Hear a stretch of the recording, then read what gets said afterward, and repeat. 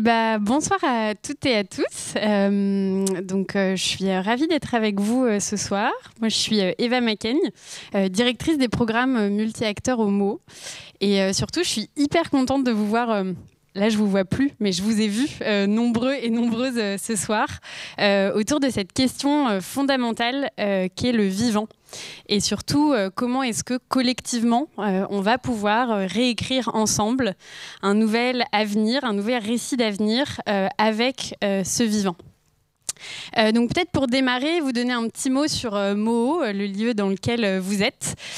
Donc au Moho, nous, notre mission, c'est de créer des coalitions hybrides, pluridisciplinaires et intergénérationnelles, qui vont réunir à la fois des acteurs publics, des entreprises, mais aussi le monde de la recherche, le monde académique, des entrepreneurs, des associations, des citoyens, pour pouvoir collectivement trouver des solutions sur la transition environnementale et sociétale. Et au Moho, on a une conviction très forte qui est celle qu'aujourd'hui, on doit absolument repenser notre rapport au vivant. Et ce, dans toutes les strates de notre société. Nous devons repenser notre façon de produire, de consommer, notre façon de nous alimenter, notre façon de vivre en ville, vous allez le voir. On doit effectivement changer notre regard sur le vivant, apprendre à mieux l'observer, à mieux le comprendre et pour espérer mieux nous en émerveiller. Et donc cette conviction de redonner de la place au vivant, on la partage avec deux autres super acteurs avec qui on travaille depuis maintenant 2 ans. C'est donc l'association Make Sense et le centre d'études et d'expertise CEBIOS. Et ça fait effectivement 2 ans qu'on travaille ensemble sur cette question de comment redonner de la place au vivant et tout particulièrement dans nos villes. Donc pour vous présenter un petit peu ces structures, Make Sense, c'est donc une association qui a maintenant 12 ans et qui a pour mission de permettre à un maximum d'individus, que ce soit des citoyens, des dirigeants ou bien des personnes des collectivités, de s'engager sur la transition environnementale et sociétale. Et le CEBIOS, dont on va aussi beaucoup parler ce soir, c'est le centre d'études et d'expertise sur le biomimétisme que vous allez découvrir ce soir et qui est présidé notamment par notre invité Gilles Boeuf. Alors avant de démarrer, peut-être vous redonner un petit peu de contexte. Pourquoi la question des villes et pourquoi est-ce qu'on pense qu'il est fondamental de les réinventer avec le vivant ? Tout d'abord, on va effectivement beaucoup en parler ce soir, vous le savez, je pense. En tout cas, ce soir, vous le saurez. On est en train de vivre aujourd'hui une crise sans précédent sur cette question du vivant. On a effectivement une perte de la biodiversité qui est conséquente, et ce, sur tous les aspects de notre société. On doit donc absolument lui redonner une place. Et aujourd'hui, nos villes en France couvrent à peu près 1/4 de notre territoire. Donc cette place, elle doit absolument se faire aussi dans nos espaces urbains. La deuxième raison aussi, c'est que vous le vivez aussi déjà, on est déjà face aux conséquences de cette perte de la biodiversité et aussi aux conséquences de ce dérèglement climatique. Et nos espaces urbains vont donc être affectés, comme tous les autres sur territoire, mais on va devoir y vivre des conséquences particulièrement intenses. On doit donc dès à présent se demander comment est-ce qu'on va pouvoir mieux anticiper ces conséquences, comment est-ce qu'on va vivre en ville. Qu'est-ce que ça veut dire de vivre en ville sous des pics de chaleur à 55 degrés ? Est-ce qu'on va pouvoir le faire dans nos espaces bétonisés ? Et surtout, est-ce qu'on en a envie ? Comment est-ce qu'on va pouvoir rafraîchir nos villes aujourd'hui sans système de climatisation ? Comment est-ce qu'on va pouvoir loger à peu près 2/3 de la population mondiale en 2050 sans pour autant continuer de rogner sur nos espaces naturels ou de faire pression sur nos ressources ? Donc c'est énormément de questions, les défis sont de taille, mais comme toujours, il y a des solutions. Et une des solutions, je pense que vous l'avez compris, c'est cette question du vivant. Et donc nous, on est convaincus, au Moho et avec Make Sense et CEBIOS, qu'on doit absolument redonner cette place au vivant dans nos espaces urbains. C'est-à-dire lui redonner de la place, mais aussi s'inspirer de sa façon de faire, dans notre façon de façonner, d'habiter la ville et d'interagir dans la ville. Et j'ai perdu le fil. C'était bien là jusque-là quand même. Donc effectivement, nous on est convaincus que c'est en mettant ce vivant au cœur de nos villes, en le regardant et en créant un lien plus fort entre nous, humains, et le vivant, que nous allons pouvoir créer des villes demain qui vont être plus résilientes, des villes qui vont être plus saines, des villes qui vont pouvoir aussi avoir un tissu et un lien social plus fort, et des villes en fait dont on va avoir envie. Et cette question, je pense qu'aujourd'hui, elle est fondamentale. Donc pour répondre à tout ça, nous avons lancé il y a maintenant 3 ans une coalition d'acteurs de tout type, à la fois acteurs publics, privés, fédérations, associations, citoyens, sur 3 grands territoires, à Caen, à Bordeaux et à Paris, pour pouvoir réinventer ensemble la ville que l'on souhaite avec le vivant. Donc dans chaque territoire, nous fédérons ces acteurs pour ensemble décider de défis communs et prioritaires sur le territoire. Ça peut être la question de l'eau, la question des îlots de chaleur. Et ensemble, aller trouver des solutions avec le vivant, des solutions très concrètes en s'inspirant et en observant le vivant.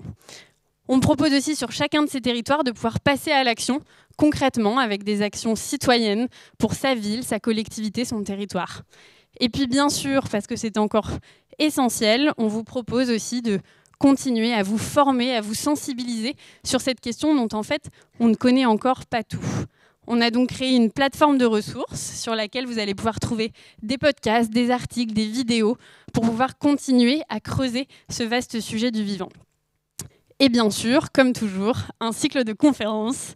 Et je crois que vous l'avez compris, cette conférence ce soir, c'est la première de ce cycle qui va avoir lieu aussi à Bordeaux et à Paris. Et donc, sans plus attendre, je suis très heureuse d'accueillir ce soir, pour cette séquence sur le vivant, le professeur Gilles Boeuf, un expert mondialement reconnu sur le sujet et surtout un merveilleux conteur du vivant que vous pouvez accueillir chaleureusement sur scène.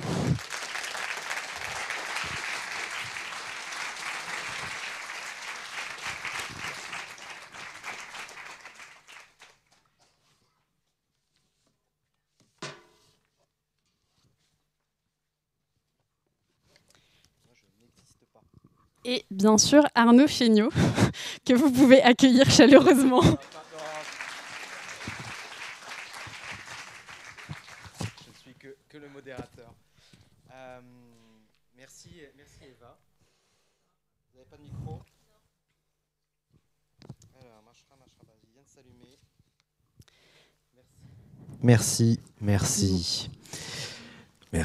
Merci Eva. Merci Gilles. Non plus. Voilà. Si c'est bon, c'est allumé. Merci. Bon. Et je vais m'asseoir. Tu veux dire quelque chose? Ouais, je veux dire quelque chose. En fait, avec les équipes, on s'est posé une petite question quand on a créé ces conférences. Et on s'est dit, mais qui de Paris, Caen ou Bordeaux connaît le mieux le vivant? Alors, pour répondre à cette question, on a décidé de créer un petit quiz de 5 questions et pour vous faire un petit peu bosser avant le début de la conférence. Alors, le principe est simple. Je vais vous poser 5 questions. À chaque fois, vous avez 4 propositions. Donc, je vais vous lire les 4 propositions et je vais vous demander ensuite d'applaudir pour choisir la proposition que vous souhaitez. Donc, ça va faire un peu de boucan, mais bon, ça va nous faire du bien aussi.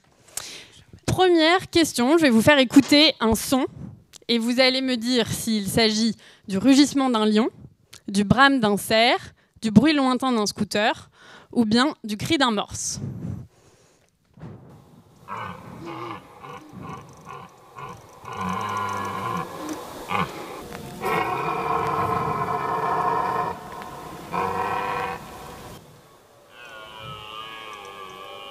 Ok. Alors maintenant, on va voir si le principe de réponse fonctionne bien. Si je dis 1, le rugissement d'un lion, ceux qui pensent que c'est ça peuvent applaudir. Ok, 0 pour le lion. 2, le brame d'un cerf. 3, le bruit lointain d'un scooter. Nous avons un scooter au fond. Et 4, le cri d'un morse. Gilles, vous avez une petite idée sur la question? Moi, je pencherais aussi pour le brame du cerf, hein, mais bon, je ne connais pas le cri du morse du tout. Hein. Non, on n'a pas triché. Voilà. La bonne réponse, effectivement.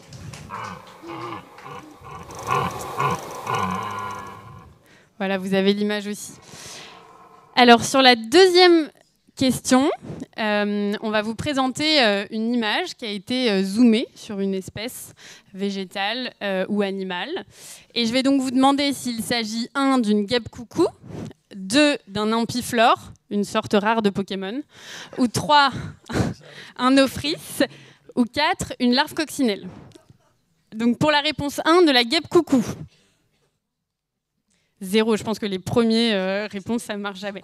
2, un ampiflore. Non plus. Un ophrys.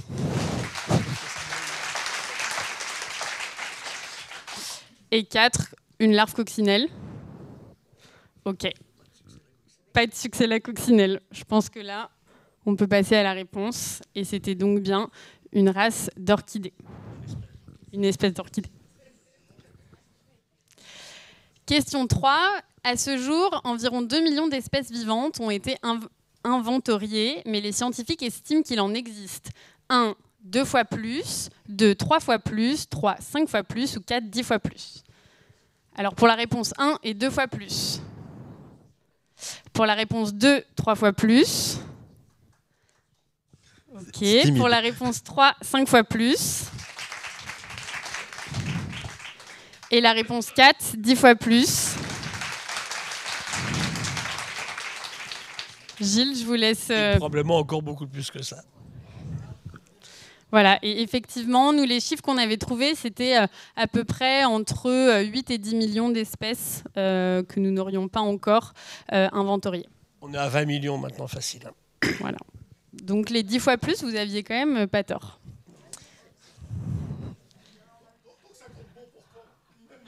On va le compter, promis. Question 4. On va vous demander du coup de deviner une espèce grâce à son super pouvoir. Donc, je suis immunisée contre le cancer et insensible à la douleur. Je suis 1, un oiseau chevalier cul blanc, 2, un ratopnu, 3, un chardon-marie, 4, une crevette pistolet. Alors, pour la réponse 1,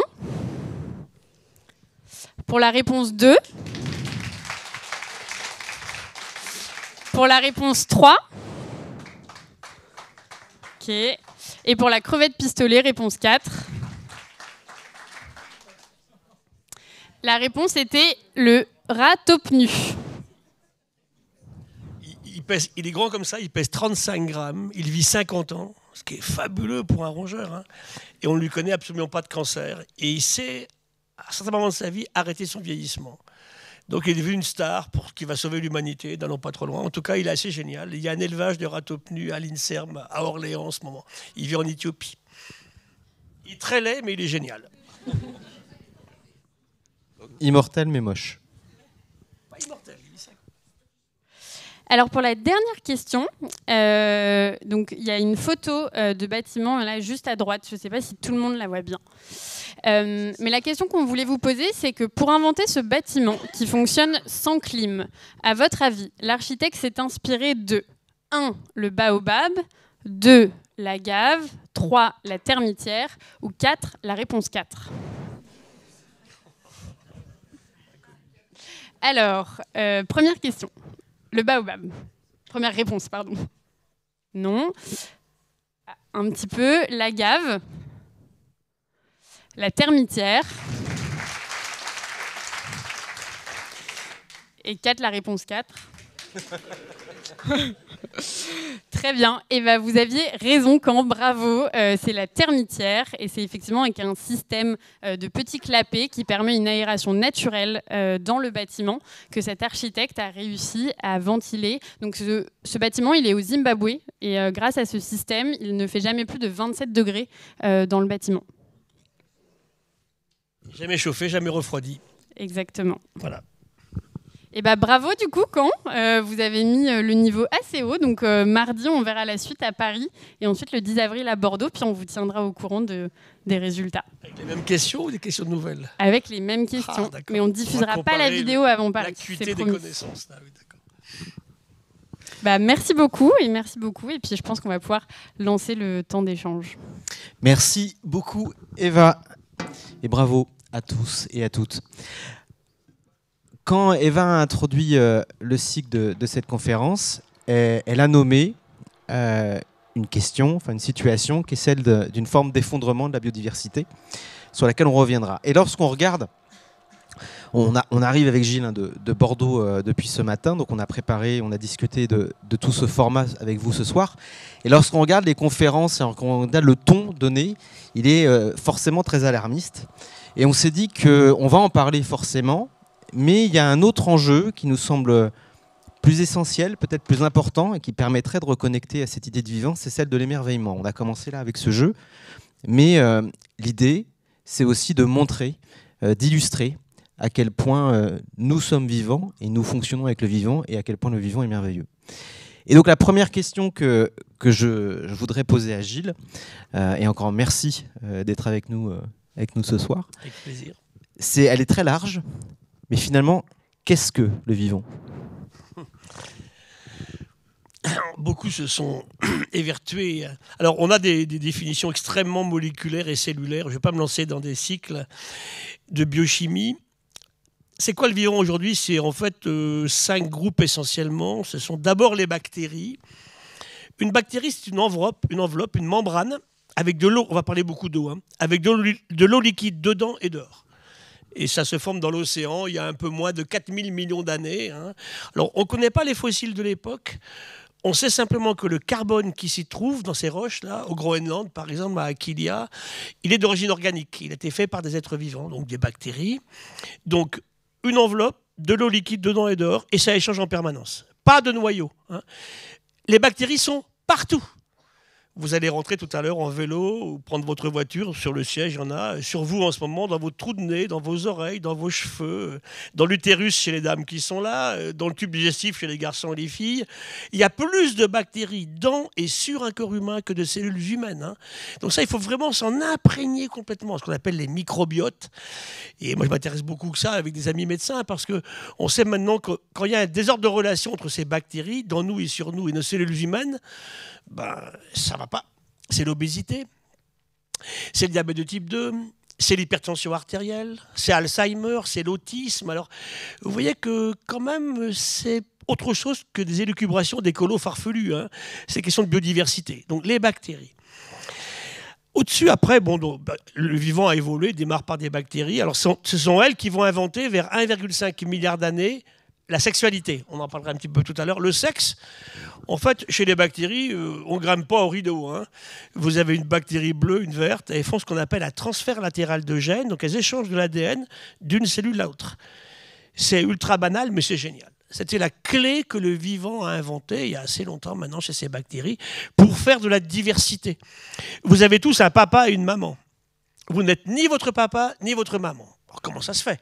Hein, il y a eu un mélange effectivement de gènes. Hein, lorsque le ridicule petit spermatozoïde du papa féconde l'énorme ovocyte de la maman, là il y a un échange qui va se produire, hein, la promixie, donc effectivement, et ça démarre ce qu'on appelle l'embryogenèse précoce. Donc après, la cellule se divise, elle devient un œuf, un zygote, elle migre et va s'implanter dans la muqueuse utérine chez la femme. Et elle le garde 9 mois. Ça, c'est extrêmement intéressant parce que ce sexe, en fait, on y reviendra tout à l'heure aussi. Pourquoi a-t-il été créé? On sait très bien qu'il y a un tas de femelles dans la nature, chez des grenouilles, chez des poissons, chez des insectes, qui se débrouillent sans mâle. Il n'y a que des filles. Alors, d'un côté, on y reviendra. C'est vrai que c'est intéressant de parler de la sexualité. Pourquoi est-ce que la nature l'a inventée? C'est la plus puissante machine, effectivement, à faire de la diversité. Donc, les bactéries, après, ce sont les protistes. Alors, les protistes, on s'est beaucoup intéressé. C'est quoi un protiste? C'est une grosse cellule, plus grosse qu'une bactérie, qui a un noyau. C'est un terme qui a été utilisé, mais il est compliqué parce qu'il regroupe beaucoup de choses, mais il est facile à utiliser. Je vais prendre 2 exemples de protistes. Grosse cellule, unique aussi comme les bactéries, plus grosse, avec un noyau, c'est la différence. L'ADN est concentré dans le noyau. Je vais prendre d'abord les microalgues de l'océan. On parlera tout à l'heure des coccolithophoridés, des diatomées. Hein. Quand on quitte l'Orient avec Tara, ce voilier, on est à l'automne 2009, on fait un tour du monde en 4 ans et on ramène 600 000 séquences pas connues de micro-organismes de la surface de l'océan, des virus, des bactéries et des protistes. Alors ces microalgues, on va me dire, bah, écoutez, c'est bien sympa, mais c'est génial en fait, et c'est merveilleux. Elles nous font plus de la moitié de l'oxygène de la Terre. On parle toujours des arbres, moi je suis un amoureux des arbres comme vous, mais n'oublions pas qu'ils participent pour la moitié à la production, les végétaux chlorophylliens, de cet oxygène dont on a si besoin partout. Et c'est parce que l'océan s'est saturé en oxygène, grâce à cette fameuse photosynthèse. C'est quoi la photosynthèse ? Ben, c'est le fait que dans de l'eau liquide, on va revenir à l'eau. L'eau, elle est partout. La première molécule du vivant, avant l'ADN ou l'ARN, c'est l'eau liquide. Je n'ai pas amené de photo ce soir, mais je vous montrerai une photo d'un désert chilien où il pleut tous les 12 ans. Pas d'eau pendant 12 ans, il pleut 3 semaines. En quelques jours, le désert est couvert de fleurs. Il y a des insectes qui vont les butiner, les oiseaux qui vont manger ces insectes. Ça dure 3 semaines. Il s'arrête de pleuvoir de l'eau liquide et ça repart vers 12 ans, pour 12 ans vers l'aridité extrême. Ça veut dire qu'ils sont là, ils attendent cette molécule d'eau liquide magique. Et ça part. Donc vous voyez, c'est super important et intéressant. Donc les protistes, les microalgues de l'océan, moitié de l'oxygène de la Terre. Et les levures. Les levures. Mais c'est quoi vos levures? On s'en fout des levures. Oui. Sans levure, pas de pain, pas de vin, pas de bière, pas de fromage, pas de canet, pas d'humain. Voilà, c'est tout. Alors quand on me dit, ouais, mais enfin, la biodiversité, c'est des histoires. Attendez. Ces levures sont absolument essentielles. Maintenant, je travaille beaucoup avec les grands vignerons. Tout à l'heure, j'ai vu une jeune fille qui portait des bouteilles de Bordeaux. Et ces levures, maintenant, on les choisit très, très locales. Hein. Je travaille beaucoup en Saint-Émilion. On cherche des levures qui sont de Saint-Émilion, qui ne viennent pas de, je ne sais pas, n'importe où. On voit le roquefort en ce moment. Là, ce sont des bactéries, des micro-champignons. Le roquefort peut disparaître parce que les micro-organismes qui le font, ben, ils sont en train de disparaître pour différentes raisons. Trop d'antibiotiques partout, on tue ces micro-organismes. Vous voyez que c'est super important. Donc, on a dit les bactéries, les protistes, dont les microalgues et les levures que j'évoquais. Puis après, vous les champignons. Alors, micro-champignons du sol, qui les connaît, hein? Invitez un jour mon ami Marc-André Sellos, il vous en parlera merveilleusement, la microflore du sol. Et puis après, ben, vous avez les plantes que vous connaissez bien, qui savent faire la photosynthèse pour les végétaux chlorophylliens verts, ce que ça fait aussi des micro-organismes, bien sûr. Hein. Et puis après, ben, vous avez les animaux. On a dit tout à l'heure 2,5 millions, moi je parle là-dessus, aujourd'hui connu peut-être 20 millions qui existent, donc on est vraiment à 10 fois plus. Docteur, on connaît tout, non? Aujourd'hui on connaît, je dirais, allez, 10-12% de ce qui vit sur Terre et peut-être 8-10% de ce qui vit dans l'océan. N'oubliez jamais, l'océan, il est fondamental, c'est là que la vie apparaît. Donc voilà, c'est ça le vivant. Il faut se dire que l'humain est fait de la même eau liquide, des mêmes cellules que j'évoquais tout à l'heure là. Et en plus, on abrite dans nous et sur nous ces micro-organismes. Je n'ai pas d'image, je vous apporterai une autre fois. Je vous montrerai une image de votre lit ce matin. Chacun ici dans la salle. Et que vous dormiez tout seul ou à deux, ça marche, mon truc, très très bien. Hein. Vous avez plus de relations amoureuses avec vos acariens de votre lit, entre 1 et 2 millions chaque matin, qu'entre votre copain ou votre copine. Hein. Elle en a plein les cheveux, elle est jolie comme tout, mais c'est comme ça en fait. Hein.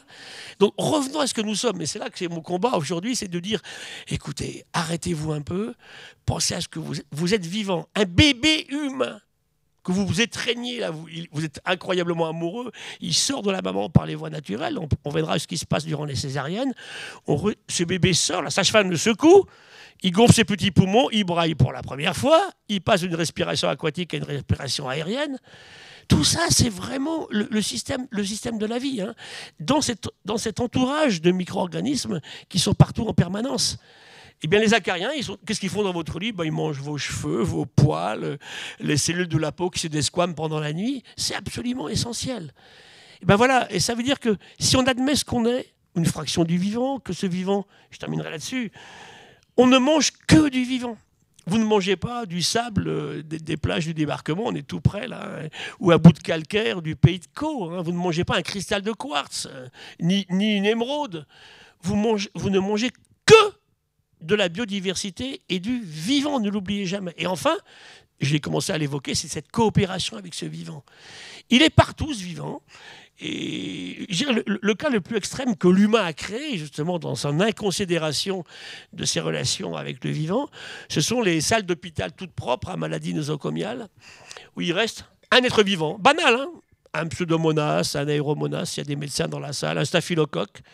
Il est mortel. C'est le drame de l'antibiorésistance qu'on évoquera si on parle du programme One Health, une seule santé tout à l'heure. Ben voilà. Mais ça n'existe pas dans la nature quand l'humain n'est pas intervenu. Il n'y a aucun écosystème à une espèce, ça n'existe pas.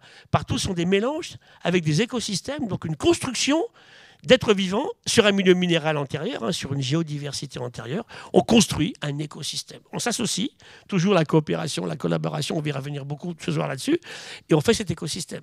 Et n'oubliez jamais comme écosystème votre utérus, votre intestin et votre lit ce matin non plus.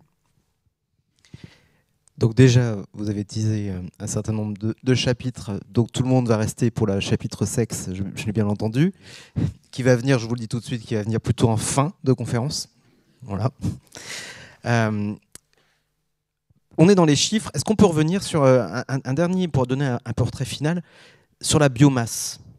C'est quoi la biomasse? La biomasse, c'est simplement la masse, hein, donc mesurée de tout ce qui est vivant. Hein. Par exemple, la biomasse du phytoplancton de la Manche, hein, on n'est pas très loin ici, on l'estime. Hein, donc on fait des prélèvements par endroits, on connaît les volumes, puis on fait des extrapolations, et on fait la biomasse de la Manche en ce moment en phytoplancton.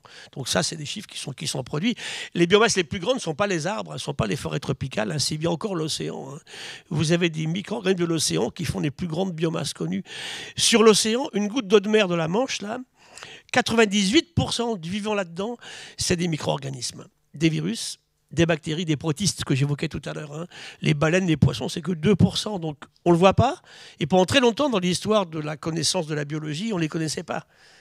On a un texte au Jardin des Plantes à Paris qui est pour montrer que Kepler avait tout fait, les astronomes connaissaient les lois de la gravitation universelle, des observations des astronomes arabes, et partout. Des choses incroyables en physique. En chimie, on commençait à balbutier un peu. En biologie, 1606, un savant d'époque nous dit quand une feuille d'arbre tombe dans l'eau, ça fait des carpes, et quand la même feuille tombe sur Terre, ça fait des cailles. Alors, vous voyez qu'il y avait du boulot à faire quand même dans les sciences de la vie. C'était difficile parce que les religions à l'époque, le vivant, ça touche effectivement profondément à beaucoup de choses qui sont... On parlera tout à l'heure des rôles des femmes, hein, je veux en parler beaucoup. Je les adore et je vous expliquerai pourquoi elles ne sont pas suffisamment considérées aujourd'hui. Elles ne participent pas suffisamment parce qu'on ne les laisse pas faire. Hein, elles sont largement aussi bonnes que les garçons. Je vous raconterai les missions antarctiques qui étaient interdites aux femmes jusqu'en 1974 sur un navire océanographique. Donc imaginez un peu, vous me direz les Français ne votaient qu'en 1947. Hein. Donc on va revenir à ça tout à l'heure. Donc là c'est vrai que c'est à prendre vraiment en considération ce vivant dans son tout. Et sur les biomasses, je me suis amusé, on a calculé la biomasse des vaches sur la Terre. Hein. C'est beaucoup plus que les humains. Il y a plus de biomasse de vaches que de biomasse d'humains. On a regardé effectivement les poulets d'élevage. C'est effarant. En même temps, ça fait très peur. Hein.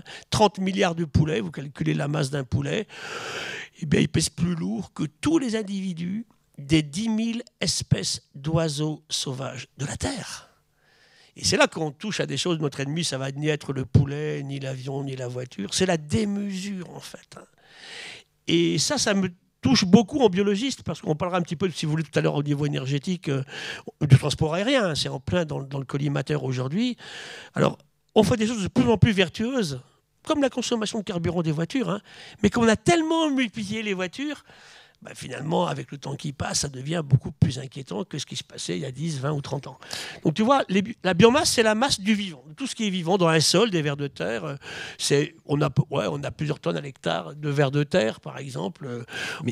Et pour avoir les grands volumes, si on prend on fait un fromage, parce qu'a priori t'aimes bien, on fait un fromage, on met la biomasse humaine, la biomasse sauvage, la biomasse des animaux domestiqués, oui, et la biomasse de tout ce qui correspond à des insectes. Oui. On est à peu près sur... Pour avoir une idée, en fait, on est à peu près sur quoi? Donc on a calculé, vous savez, en fait, il faut démarrer à l'émergence de l'agriculture. Hein. On est à peu près vers 12 000 ans. Donc 12 000 ans, il ne reste plus que Sapiens. Ils arrivent ici, en Normandie, hein, il y a 12 000 ans. L'humain s'arrête de bouger, invente agriculture et élevage, je vous dirai après ce qu'on élève à l'époque, et l'humain surtout va s'arrêter de bouger en permanence, parce que la démographie est trop grande. Hein. On se rend compte que là, il y a une survie, en particulier des bébés. Vous savez qu'en ce moment, on travaille beaucoup là-dessus, sur les mortalités infantiles. Hein. Cette année a été la mortalité infantile la plus basse qu'on ait jamais connue depuis que la Terre tourne et que les humains mesurent cette mortalité des bébés. Ça va changer avec le temps. Et même en France, en ce moment, elle est plutôt dans l'autre sens. On a plutôt plus de mortalité qu'avant. Mais au niveau mondial, au Congo, dans les pays où ça mourait beaucoup, on est au plus bas niveau de mortalité infantile. Donc, quand on va revenir à ça, donc, on va faire beaucoup de bébés. Les femmes, effectivement, sont plus fécondes. La femme a une sexualité incroyable. C'est la seule espèce qui peut faire un bébé tous les jours de l'année. Hein. Ça n'existe pas, ça, ailleurs. C'est très, très spécial à l'espèce humaine. Hein. Quand vous regardez les moutons, par exemple, ils ont des saisons de reproduction très liées à la lumière. Là, dans quelques jours, on va passer l'équinoxe. L'équinoxe, c'est l'iso-alternance. Ça veut dire exactement à la même longueur du jour et de la nuit. Et j'aime bien faire un cours à mes étudiants d'endocrinologie le jour de l'équinoxe. Je leur dis, mais alors qu'est-ce qui s'est passé ce matin avec ta copine? Alors, ils me regardent, ils disent, rien de spécial. Elle n'est pas plus câline que d'habitude ou pas moins. Le type, c'est pareil. C'est génial. Alors chez l'humain, c'est moins marqué. Mais il y a des espèces où c'est le saumon, sa migration démarre 1 mois après l'iso-alternance. Donc le 21 mars, 1 mois après, on part en mer. Donc ça, c'est super intéressant. Et on voit le rôle des facteurs du milieu, la température, bien sûr, et puis aussi la lumière. Donc pour revenir à ces questions de biomasse, l'humain a dû à un moment, effectivement, puisqu'il s'est arrêté de bouger, qu'il a fait beaucoup plus de bébés, produire de la biomasse d'agriculture. Et là, pour répondre à ta question, le problème, c'est qu'on ne prend pas que l'humain. 8 milliards d'humains, quand même 2 chiffres à vous donner quand même, qui sont assez effarants. 1941, 2 milliards d'humains. Octobre 2022, 8 milliards d'humains. 8. On a multiplié par 4 les humains sur une période très courte, finalement. Hein. Ça, c'est très préoccupant. Alors, les humains, on les prend en biomasse des humains, mais surtout, on associe à l'humain la masse des animaux domestiques.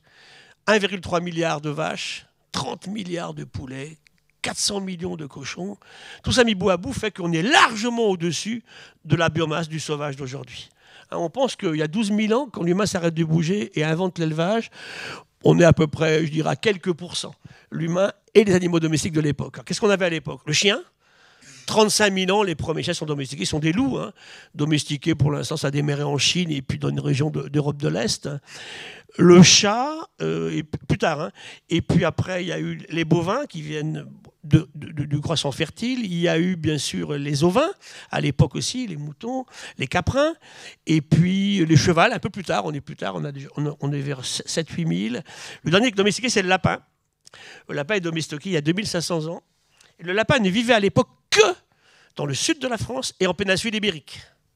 Le lapin, il est partout sur la Terre aujourd'hui. Moi, j'ai un problème dramatique avec les lapins introduits au Kerguelen. Hein, ils me bouffent tout. Les oiseaux, alors pourquoi ils sont venus en plus? Parce que les chercheurs de l'époque, il n'y avait pas de filles, donc c'est des mecs qui ont fait des conneries à l'époque, hein, il n'y avait pas de filles, donc c'est pas elles qui ont fait ça, on ne peut pas les accuser. Ils n'ont pas lavé leurs pompes, ils sont arrivés avec leur godasse des Pyrénées ou je ne sais pas où, et puis ils ont amené du pissenlit. Le pissenlit a explosé, fin des années 50, et puis un type à Paris, génial, ben, qu'est-ce qui bouffe des pissenlits? Les lapins. Et on introduit des lapins partout. Et aujourd'hui, je suis envahi par les lapins et par les pissenlits. Et les oiseaux locaux austraux, qui sont extraordinaires, ne font pas leur nid avec ces plantes, ils ne les connaissent pas. Je peux vous raconter un tas d'histoires comme ça d'introduction, même faites par des scientifiques. Hein. On a introduit au Kerguelen une vingtaine d'espèces de salmonidés, des truites, des saumons, des ombles, qui venaient d'Oregon, de Californie, qui venaient de Norvège. Dans des fleuves où il n'y en avait pas du tout. Et maintenant, quand vous avez lâché ces bestioles dans la nature, hein, il ne faut pas les récupérer. Hein. Ce n'est pas comme un cochon, vous courez derrière, vous le rattrapez. Ils avaient amené des rennes, par exemple, à Kerguelen et à Amsterdam. Puis à un moment, on a eu ras-le-bol. Alors, aux grandes dames des écolos, on a battu tous les rennes, il y a 10 ans. Hein, parce que on n'en voulait pas des rennes dans ces régions particulières, évidemment. Alors, il reste encore quelques rennes sur une partie des Kerguelen où on ne va pas beaucoup. Et on a fait plein de bêtises comme ça, bien sûr. Hein. Tout a été introduit comme ça. Donc, pour revenir aux biomasses, il y a eu une époque où l'humain et ces animaux domestiques ne plantaient rien du tout. Aujourd'hui, c'est 90% de la biomasse vient des humains et surtout leurs animaux domestiques, bien sûr. Et sur le reste de la biomasse, justement, la biomasse sauvage, on parle parfois d'effondrement, d'extinction. Qu'est-ce qui est en train de se compte passer? En biomasse et puis en espèces. Alors, le papier qui a le plus fait bouger, il est de 2017, il est récent. Alors, c'est intéressant, en plus, ce ne sont pas des professionnels, ce ne sont pas des scientifiques professionnels, ce sont des amateurs. Parce que les professionnels n'avaient pas regardé. Qui a regardé les insectes?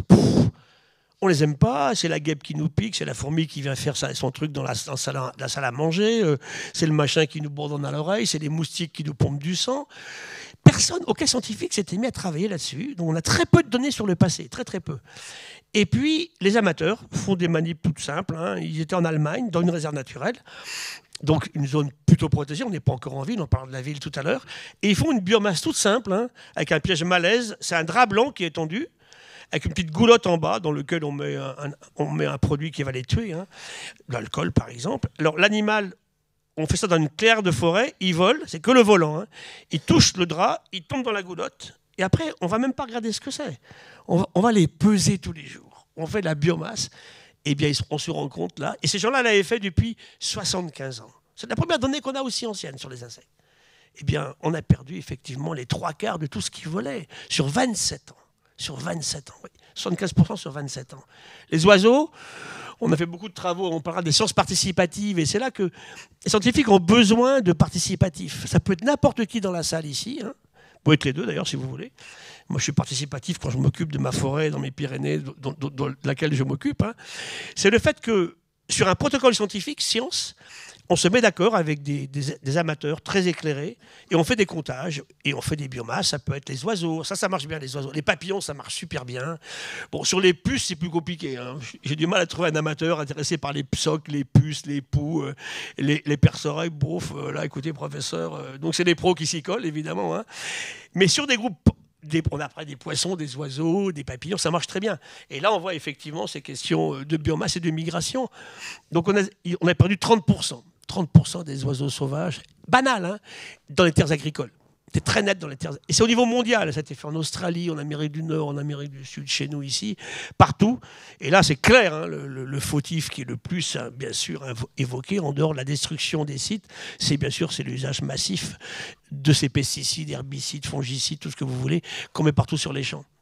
Et on dit on ne peut pas s'en passer, ça, on en reparlera si vous voulez tout à l'heure. J'étais samedi avant, j'étais avec la Confédération paysanne, avec Jean Jouzel et Camille Etienne. On était à Paris, à Place de la République, pour justement protester contre cet usage massif que le gouvernement actuel repermet. Aujourd'hui, on va en mettre partout. Il y avait des lois pour les réduire, là on revient en arrière. Mais ces produits sont dramatiques. Il ne faut pas que tuer les abeilles ou les vers de terre. Ils abîment le cerveau d'un bébé intra-utéro pendant la grossesse de sa maman. Et là, on a des connaissances scientifiques qui sont exceptionnelles. Donc, on le dit, invité le professeur Sultan un jour, qui est à Montpellier, qui est maintenant un vieux monsieur, ça fait 50 ans qu'il travaille là-dessus. Il a des données incroyables sur les maladies des paysans eux-mêmes, bien évidemment, et puis de l'usage de ces produits de façon inconsidérée. Je ne vais pas citer des légumes ou des fruits en ce moment, il y en a qu'il ne faut pas manger, c'est évident. Alors en plus, je comprends le monde agricole français que je défends, parce que je suis vraiment pour aussi le monde agricole, quand il est vertueux, il y en a plein. Ils n'ont pas envie de nous empoisonner. Et on laisse introduire en France des produits qui ne sont pas suffisamment contrôlés. J'avais récemment un exemple d'un collègue qui a un petit laboratoire à Toulouse. Il contrôle les pesticides sur des plantes importées, c'est de la menthe. Alors moi, je vois le couple de retraités qui achètent une belle menthe. On va se faire la bonne tisane le soir. Il me dit, les pesticides, ça vient du Maroc, les pesticides sortaient de la courbe. Alors, vous voyez que là, où est la vertu là-dedans, Alors là, laissons les Français nous faire de la bonne menthe sans produits chimiques, en bio, ça marche très bien. En agriculture raisonnable, pareil pour le pinard, on parlait du vin tout à l'heure. Il y a des vins bio qui sont vraiment excellents. Alors, quelquefois, c'est un peu plus cher, mais croyez-moi, question d'éducation, mettez un peu plus d'argent dans l'alimentation, quand on peut le mettre, bien évidemment, et puis laissez tomber des choses qui sont très secondaires aujourd'hui. Et ça, c'est intéressant à discuter. Mais c'est vrai. Et sur les biomasses, on a vu l'effondrement effectivement à ce niveau-là. En gros, on estime aujourd'hui que le vivant il part à peu près à un rythme de entre 100 et 1000 fois plus vite que si l'humain s'en était pas mêlé. Alors, est-ce que ça Alors, tout à l'heure, on a dit que ça s'était jamais produit auparavant. Si, mais pas sous l'influence d'une espèce. Les grandes crises d'extinction. Là, il y avait une émission récemment sur les volcans. Nos volcans actuels sont des nains. Ils sont ridicules. Ils sont petits. Il y a 251 millions d'années, la limite primaire-secondaire, Permien-Trias, il y a 66 millions d'années, quand les dinosaures s'en vont, en Inde, on a des couches de kilomètres de cendres volcaniques. Vous imaginez ces monstres? Et eux ont vraiment déclenché des crises d'extinction massives qui sont faites sur des temps très courts. On a eu des cas, on a vu un effondrement de l'oxygène dans l'eau. J'ai le même système aujourd'hui dans la Manche, là, en face de Caen. On va sur la baie de Normandie et j'effondre tout le vivant en invertébrés marins en quelques heures, quelques jours. Tout s'effondre, pareil dans l'air aussi. Le niveau d'oxygène a varié. Donc il y a eu des événements sans la présence de l'humain, donc on ne peut pas l'incriminer bien sûr, qu'on fait ces grandes crises. Alors on en connaît à peu près 60 depuis 800 millions d'années, dont 5 majeures. Hein. Donc la question posée aujourd'hui, c'est est-ce qu'on est en train de mettre les conditions d'une nouvelle crise qui serait la 6e grande crise d'extinction aujourd'hui, de par les activités humaines que tu évoquais tout à l'heure, Eva. Ça laisse une phrase d'Edgar Morin qu'on avait notée qui est « L'humain est le seul prédateur dont il est la propre proie ». Qui a dit ça il y a quelques semaines? Un monsieur de 102 ans qui va sur ses 103 ans, qui est un grand ami. J'ai dîné avec lui il y a moins d'un mois. Il s'appelle Edgar Morin. Edgar, bon, il court beaucoup moins vite, il entend beaucoup moins bien, mais sa jeune femme s'en occupe très bien. Et à 103 ans, il nous sort « Les neurones marchent bien hein ». Il disait aussi au président Macron, vous savez, monsieur le président, le problème n'est pas la frénésie scientifique ou technologique, il est l'usage que l'on en fait. Et j'aime beaucoup rappeler ça parce que il faut toutes les disciplines en fait pour qu'on aborde les questions qui nous préoccupent ici. Et ça, on ne sait pas le faire. La science française ne sait pas le faire. L'éducation nationale encore moins. On est beaucoup trop en silo. Une prof d'histoire, de maths, de physique, de philosophie, d'anglais, de castellano, tout ce que vous voulez. Là, l'approche de ces questions-là doit être extrêmement transdisciplinaire, ce que fait mieux la bio-inspiration. Et c'est vrai que là, Edgar a complètement raison. Hein, ça revient à ce que disait aussi, bien sûr, Rabelais, hein, science sans conscience. Donc c'est là qu'il faut qu'on s'arrête un petit peu. Il nous faut des mathématiciens, évidemment qu'il faut des mathématiques. Hein. Mais vous avez des maths merveilleuses. Allez acheter un chou romanesco, là. Demain, il y en a en ce moment, là. C'est une merveille de géométrie, ce truc. Hein. C'est un nautile, une coquille de nautile. Là, c'est totalement merveilleux. Arnaud. On parle de merveilleux. De la physique, bien évidemment. Hein. Il y a les lois physiques de l'univers. N'oubliez jamais une chose sur la physique. Hein. C'est que les lois de la physique, elles sont universelles et elles ont tout le temps été là. Hein. Elles sont dans l'univers. Hein. Le vivant a dû en tenir compte pour apparaître et pour se développer. La température, bien sûr, la pression osmotique de l'océan, hein, la salinité, la présence d'oxygène. Donc ça, c'est super intéressant. Donc on a dit mathématiques, physique, chimie, bien entendu. On est tous de la chimie.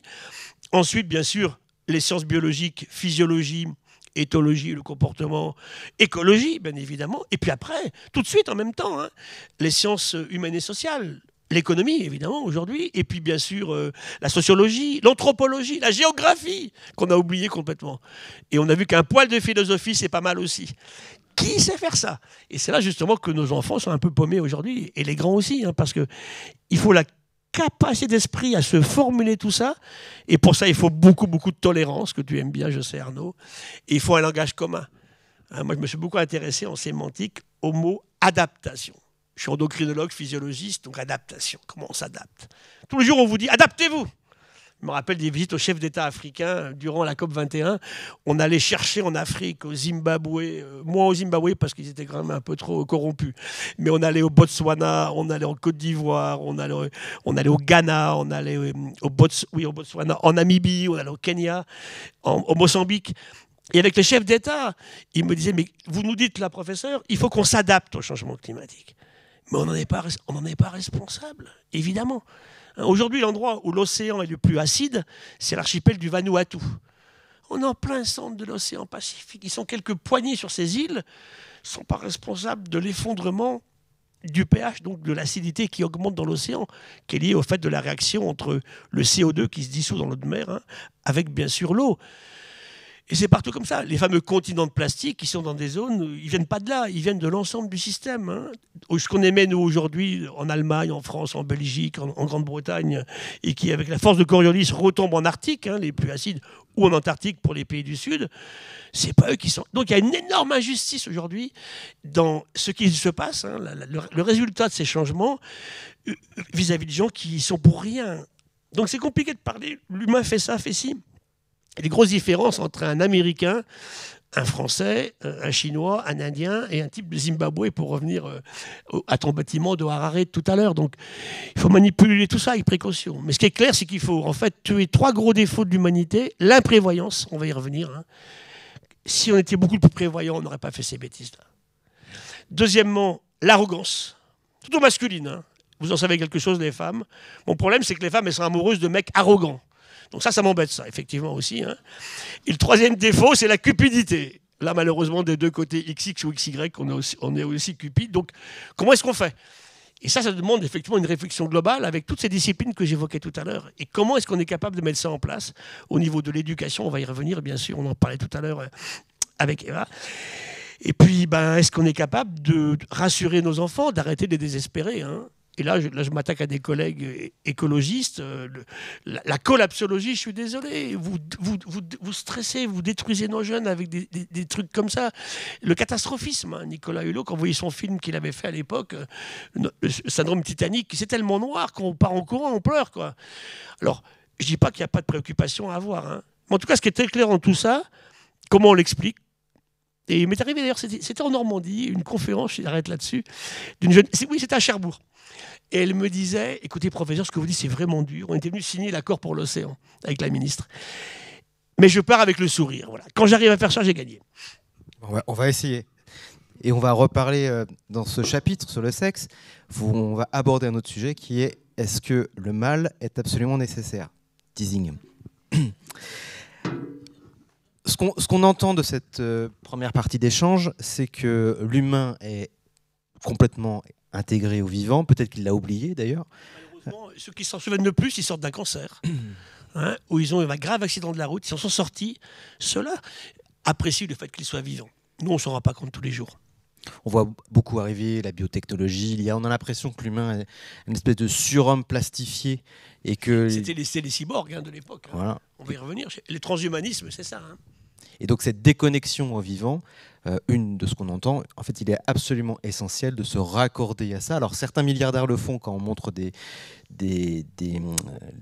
la taupe tout à l'heure, parce que le rat taupe, parce que ça permet de profiter pour lui dans une forme d'immortalité. Enfin, je ne vais pas rentrer dans les détails un peu marvéliens, mais l'idée c'est que ça profite, on en profite bien quand on veut en profiter, mais par contre on se déconnecte bien du vivant quand ça nous arrange. Et ça rappelle, on a parlé de Rabelais et tout, mais ça rappelle Descartes qui disait que la nature était au service de l'humain. Et ça, je voudrais juste, avant qu'on passe sur la partie inspirationnelle, parce qu'il y a énormément de choses qu'on peut comprendre du vivant, je voudrais qu'on clôt là-dessus, sur cette phrase de Descartes qui est aussi religieuse, qui est en fait qui positionne l'anthropocène, alors sans rentrer dans des trucs trop compliqués, mais ce que vous dites, en vrai, c'est que cette reconnexion au vivant, c'est replacer l'homme au bon endroit, dans une forme d'humilité, et que finalement, c'est pas si compliqué au quotidien de regarder ce qui nous entoure, d'accepter ce qui nous entoure et d'accepter humblement ce que l'on est. Et ça pourrait tout changer, en fait. Oui, mais il faut que ça change là-dedans. Tout le monde doit changer. C'est pour ça qu'il y a aussi un rôle individuel. C'est pas qu'un rôle de politique ou d'école de pensée. Il y a vraiment un rôle individuel. Et ça, c'est très, très, très important. Parce que je parle avec des gens. Professeur, qu'est-ce qu'on sauve? On n'a pas beaucoup de sous. Alors, tout ce qui a des beaux yeux bleus, des grands cils, c'est sauvé, hein, clair. Le petit machin noireau avec des épines et des poils, moche comme le rat topnu, c'est foutu. On jette à la poubelle. Le rat topnu, champion de la mocheté, il est quand même génial. Hein, il fait des trucs. Alors celui-là, je les prends souvent en exemple parce que c'est. Alors je montre des beaux animaux, hein, des papillons, des tortues, des beaux trucs, et après que des moches. Alors là, on me dit attendez, professeur, vous comprenez, on n'a pas tellement de sous, on est embêté en ce moment. Vous voulez quand même pas sauver le machin à gros nez là? Mais si, faut garder le vrac avec nous. Hein. Et je reviens à mes levures de tout à l'heure. Hein. Je montre souvent une table avec des bouteilles. Donc si j'enlève le verre des bouteilles et le nickel découvert. Toute l'alimentation sur une table, quand vous faites un repas, c'est de la biodiversité, bien sûr. Hein. Et grâce aux micro-organismes que j'évoquais tout à l'heure. Hein. Donc c'est là, effectivement, n'oublions jamais qu'on est d'abord un monde de micro-organismes. Hein. Puis en plus, franchement, entre vous et moi, si l'humain continue à faire des conneries, qu'on commence à balancer des bombes nucléaires de l'autre côté de la planète, on partira. Ce qui m'embête, c'est que les éléphants et les girafes partiront avec nous. Hein. Mais franchement, les tardigrades et les bactéries s'en foutent. Hein. Elles vont continuer. Elles étaient là bien avant nous, elles sont là bien après nous. Le seul endroit sur la Terre, et c'est ce qui s'est passé durant les éruptions volcaniques, où il n'y a pas de vie, c'est la lave de volcans, au-delà de 1000 degrés. Et on travaille beaucoup en ce moment sur les volcans pour voir combien de temps la vie met pour se réinstaller sur un endroit après une coulée volcanique. C'est génial, hein. Quelques heures, quelques jours, quelques semaines, quelques mois, on voit revenir les bactéries, les protistes que j'évoquais tout à l'heure, hein. On va revenir les champignons, les plantes, et puis après les animaux, puis un petit raton qui s'installe. Donc ça, c'est la puissance du vivant. Hein. Mais quand on me dit, vous comprenez, c'est pas trop grave ce qu'on fait, le vivant est résilient, l'océan est résilient. Alors, ça, c'est avec mon copain Boris Cyrulnik, on discute beaucoup de ça. Hein. On avait fait un congrès il y a quelques années qui était le 4e congrès mondial sur la résilience. Et on avait pris 3 exemples, c'était terrible. Hein. Le massacre du Rwanda. Comment on peut résilier quand on a tué un tiers de la population, que votre voisin, votre voisine a été découpé à la machette, hein, et qu'on a laissé faire, nous les Français. On a un rôle terrible géopolitique là-dessus. Hein. On avait pris l'inceste. Comment Et là, ça m'avait bouleversé, mais totalement. Une jeune femme, tu vois, elle avait ton âge. Et j'ai du mal à le raconter. Hein. Et on était 300 scientifiques dans la salle. Hein. Et elle dit, j'avais 6 ans quand mon père rentre dans mon lit. Ça m'a totalement détruit. Quelle est la résilience là-dessus? Et après, c'était les écosystèmes. J'ai tenu pour les écosystèmes. Et ce que j'ai, avec Boris, ce qu'on a dit à la fin, oui, on peut résilier, ça veut dire revenir à un état avant le trauma, plus ou moins ressemblant à ce qu'on était avant, hein, l'agression. Oui, mais n'oubliez jamais que vous ne pouvez pas résilier si vous êtes mort. Aucun mort ne pourra résilier. Ça veut dire que pour pouvoir résilier, il faut avoir résisté au trauma et à l'agression. Donc ça, c'est super intéressant. Boris a beaucoup travaillé après le Bataclan. Voir comment les gens s'en étaient le mieux sortis. Et ce n'est pas ceux dans la salle où tiraient les terroristes qui ont été le plus touchés. C'est les gens aux terrasses de café autour qui n'ont rien pu faire. Donc vous voyez que c'est super intéressant de rapprocher de ce qu'est l'humanité elle-même. Quoi, hein. Pour ça, on est totalement animal. On a la même glande thyroïde qu'une truite. Voilà. Alors, ne me dites pas que vous n'êtes pas des animaux. Elle n'a pas la même forme, mais on fait les mêmes hormones. Les mêmes hormones thyroïdiennes. Ceci étant dit, on n'est pas que ça. Puisqu'on discute entre nous ce soir avec notre technologie. On y reviendra à la technologie tout à l'heure. Hein. Donc prenons un peu ce qu'on est dans tout ça. Et ça veut dire que si l'humain ne retrouve pas le respect pour le vivant, ben on partira avec. Hein. Quand vous mangez une banane, vous la mordez, vous demandez son autorisation, hein. Mais c'est 2 tiers d'ADN en commun avec une mouche. Alors arrêtons de se croire sortis de la cuisse de Jupiter. L'humain est une espèce vivante. Alors, encore une fois, hein, je ne tombe pas dans la travers de dire elle est comme les autres. Non, puisqu'elle a cette influence incroyable. Elle est comme les autres au niveau de la biologie, de la physiologie, de ses relations, de son écologie. Mais sa technologie lui permet de freiner des choses. Et par exemple, l'humain a été incapable de freiner sa démographie. Alors que sur une espèce qui n'aurait pas été humaine, ça ne serait pas passé comme ça. Multiplier par 4 une population sur aussi peu de temps, ça c'est quand même très préoccupant. Et justement, donc tu nous dis que le vivant, il a cette capacité, il s'est adapté, cette résilience. De quoi nous, on peut s'inspirer dans notre façon de concevoir nos sociétés? C'est quoi le cahier des charges du vivant qu'on peut aujourd'hui appliquer? Alors, il y a plusieurs secteurs. D'abord, je vous dirais, le vivant, depuis qu'il existe, on a dit 4000 millions d'années, hein, dans un océan ancestral, il innove tous les jours. Et je dis à mes amis chefs d'entreprise, une entreprise qui n'innove pas, elle est morte. Il faut innover en permanence. Alors là, on pourrait parler du progrès. Vous voyez, je n'utilise pas le mot progrès exprès. Le mot progrès, aujourd'hui, est rejeté. Vous verrez, on ne met plus progrès nulle part, ni dans le journal, dans les publications, parce qu'il est entaché du pétrole et des pesticides. Ce n'est pas le progrès que l'on veut. Donc on a pris un mot anglais, innovation, c'est de la sémantique. Hein. Ouais. Est-ce que c'est mieux? Alors je vous invite à écouter la conférence avec Étienne Klein où Étienne Klein explique que innovation, en fait, c'est un terme juridique à l'origine qui dit, enfin c'est une annexe en fait sur un contrat qui ne sert à rien. Voilà. Ouais. Alors le vivant innove tous les jours, ça c'est clair. Il innove pour tous, y compris pour les gilets jaunes. Ce que ne fait pas notre économie aujourd'hui. Le vivant travaille avec une énorme parcimonie d'énergie. Une libellule, hein, j'adore les libellules, eh bien, elle vole à presque 100 km/h avec 2 watts. Vous connaissez un polytechnicien capable de faire ça, vous? Aucun. Depuis 245 millions d'années. 9 techniques de vol. Des capteurs de vol, si le vol Rio-Paris en avait eu, il ne serait pas tombé hein, lorsqu'il tombe dans l'océan Atlantique il y a quelques années. Elle voit à 360 degrés. Moi, je suis désolé, je ne vois pas ce que j'ai derrière. Là. Elle voit 350 images à la seconde. Moi, il en voit 25, 26. Et surtout, en accélération, elle est sublime. Alors, c'est des émerveillements que tu nous demandes souvent, Arnaud. J'ai un ami qui est pilote de Rafale.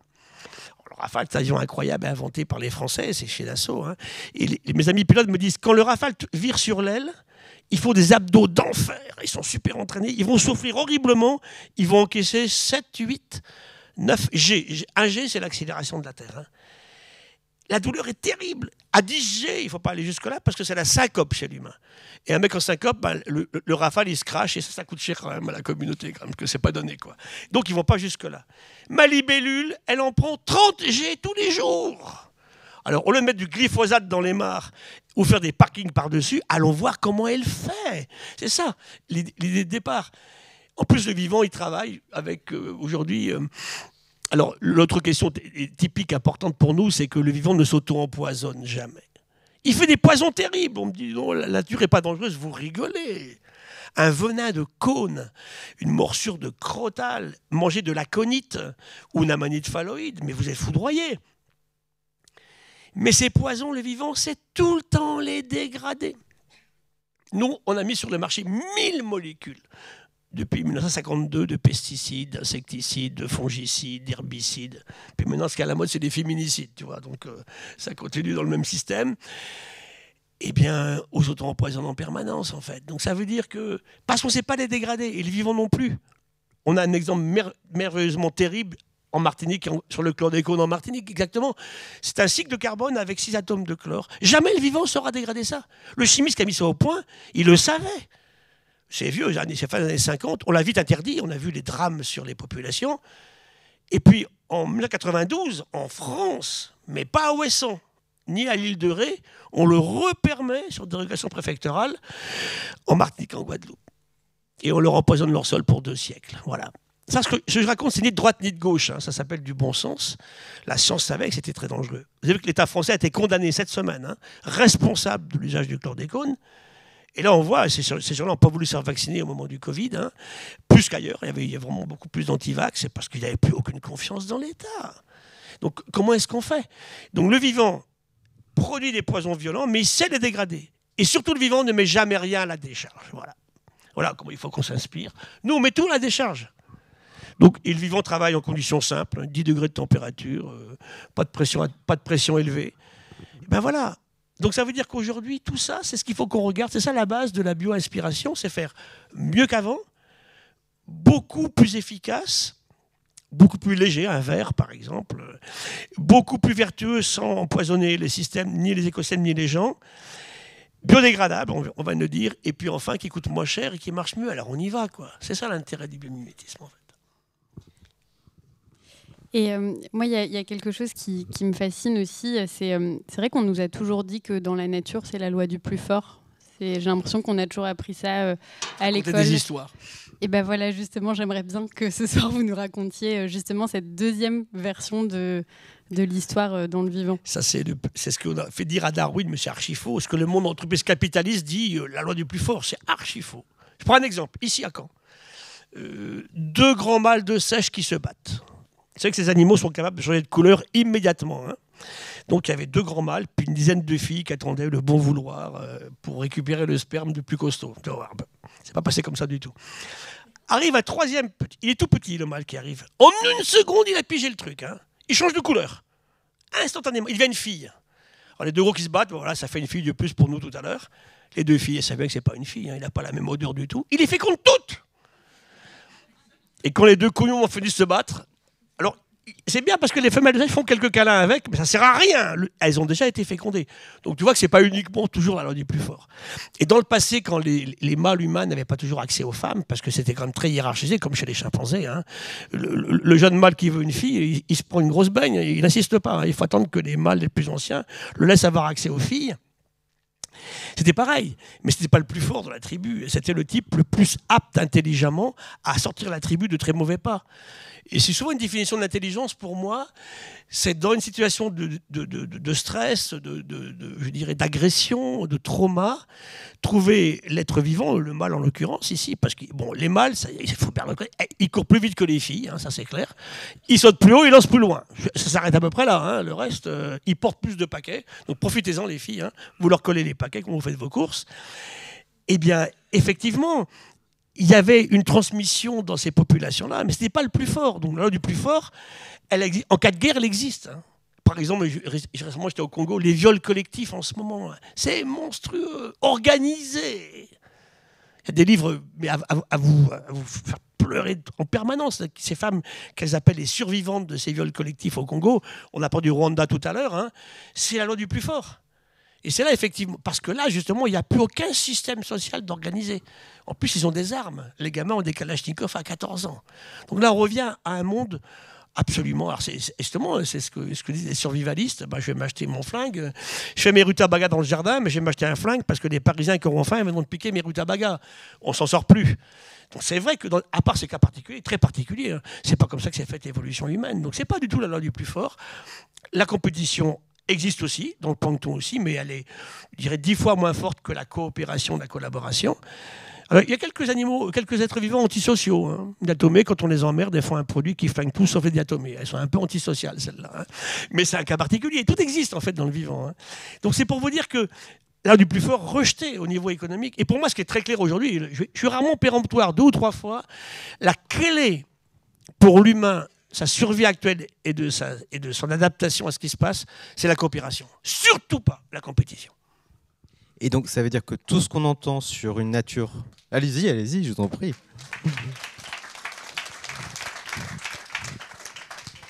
Tout ce qu'on entend sur une nature prédatrice, parce qu'on entend ça, on entend, oui, mais alors, la nature restera résiliente, il ne faut pas l'épuiser, vous êtes bien gentil de nous dire que on n'est pas dans le pays des oui-oui, la nature c'est pas gentil, c'est pas méchant, c'est la loi du plus fort, la nature est prédatrice.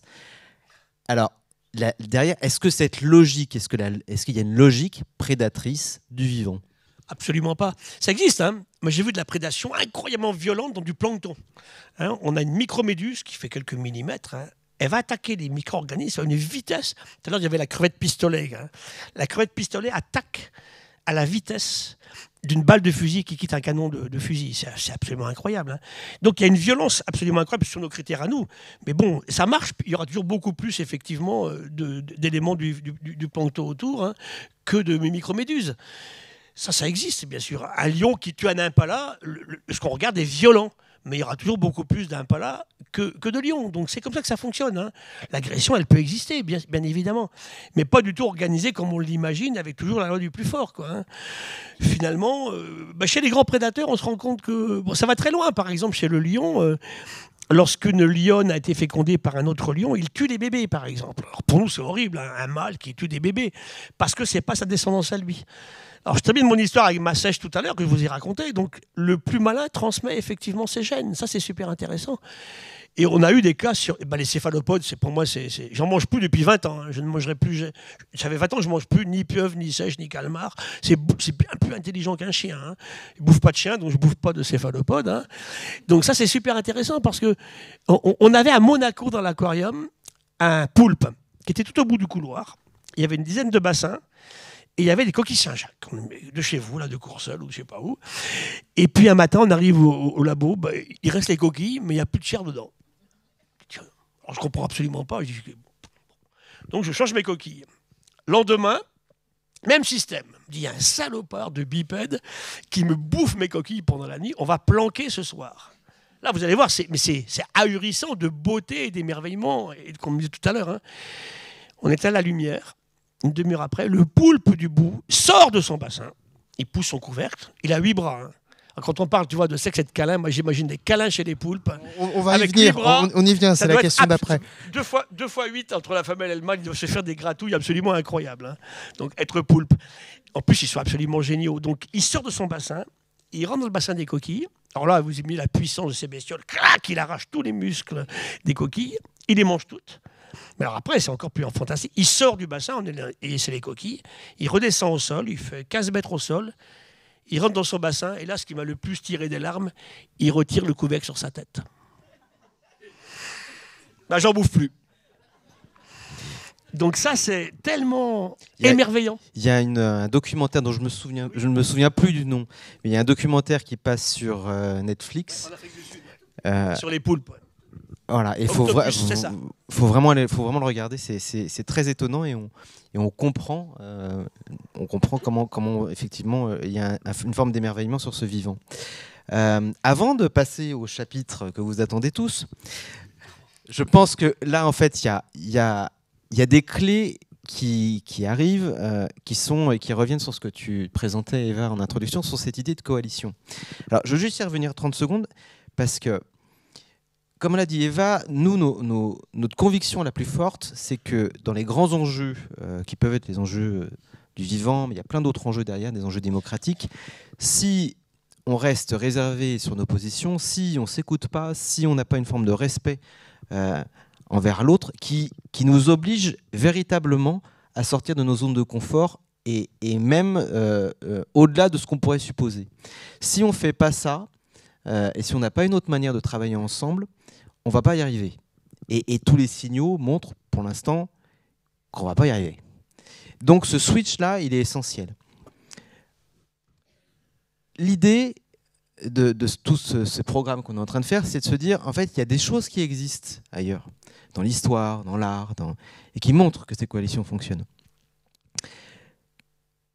Tu as donné des clés, mais je te pose la question concrètement, quelles sont les coalitions du vivant dont nous pourrions nous inspirer, et quelle est la manière de faire qu'on doit absolument retenir pour pouvoir travailler ensemble et essayer de trouver ces solutions? La première, ça va être ce qu'il faut apprendre aux enfants qui ne savent plus faire, c'est en anglais le watching. Observer, observer, observer, observer. Il y a le whale watching, on va voir des baleines, le bird watching, on va voir les oiseaux. Mais... Donc, premièrement, d'abord, de la pratique scientifique, et je vais le crier une seule fois, comme Étienne. Hein. La science n'est pas une opinion, d'accord ? Alors, quand vous entendez nos hommes politiques, mais ils sont nuls en science, c'est une catastrophe, il n'y a pas un pour rattraper l'autre. Et c'est vrai que les opinions, ça ne fait pas... Alors, on peut avancer, et Étienne Klein avait merveilleusement, durant le Covid, décortiqué la science établie et la science en marche.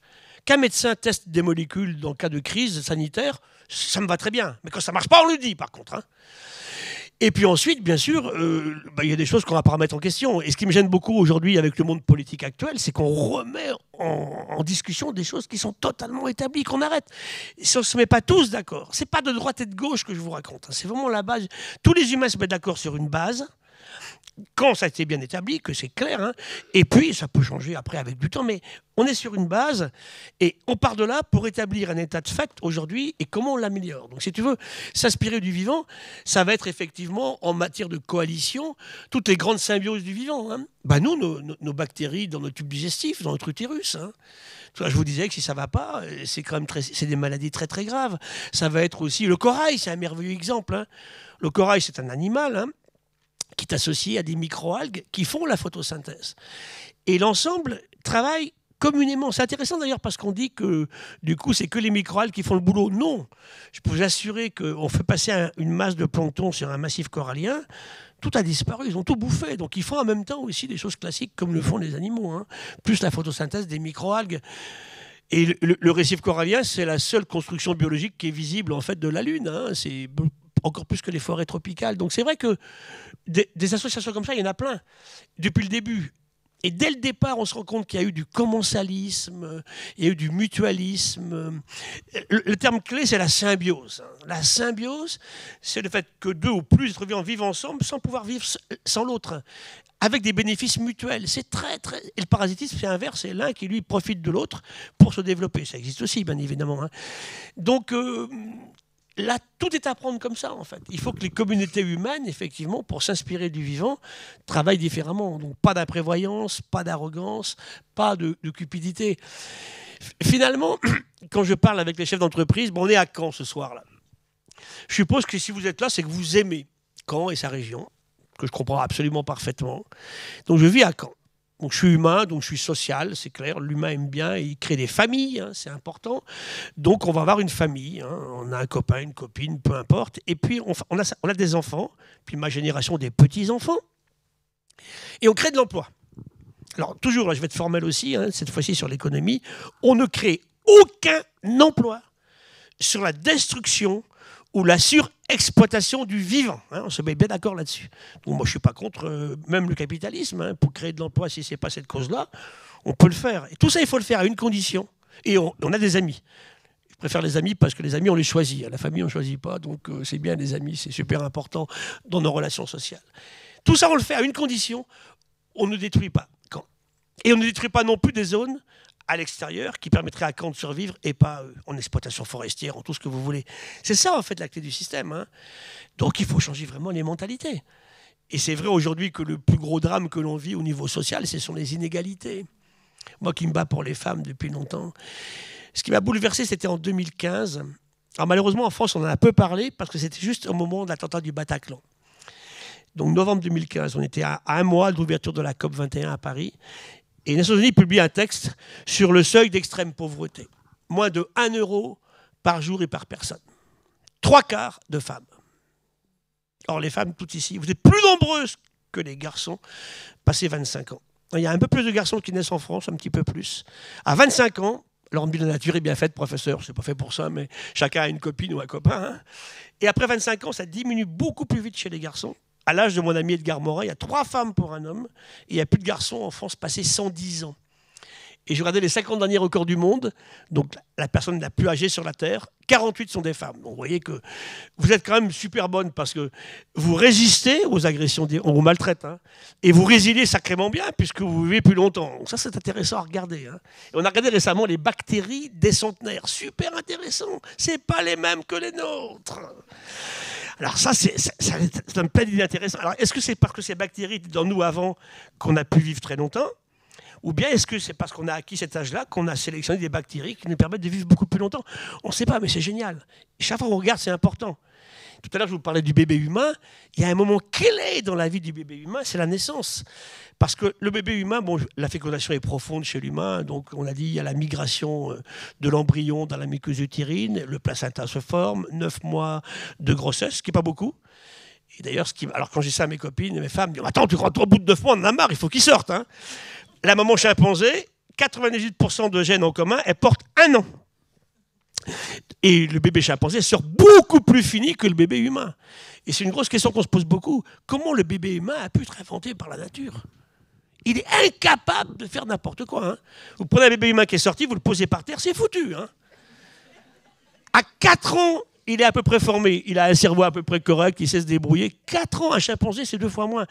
Et ça, c'est une girafe, elle court dans les minutes qui suivent en fait sa naissance. Donc c'est une première question.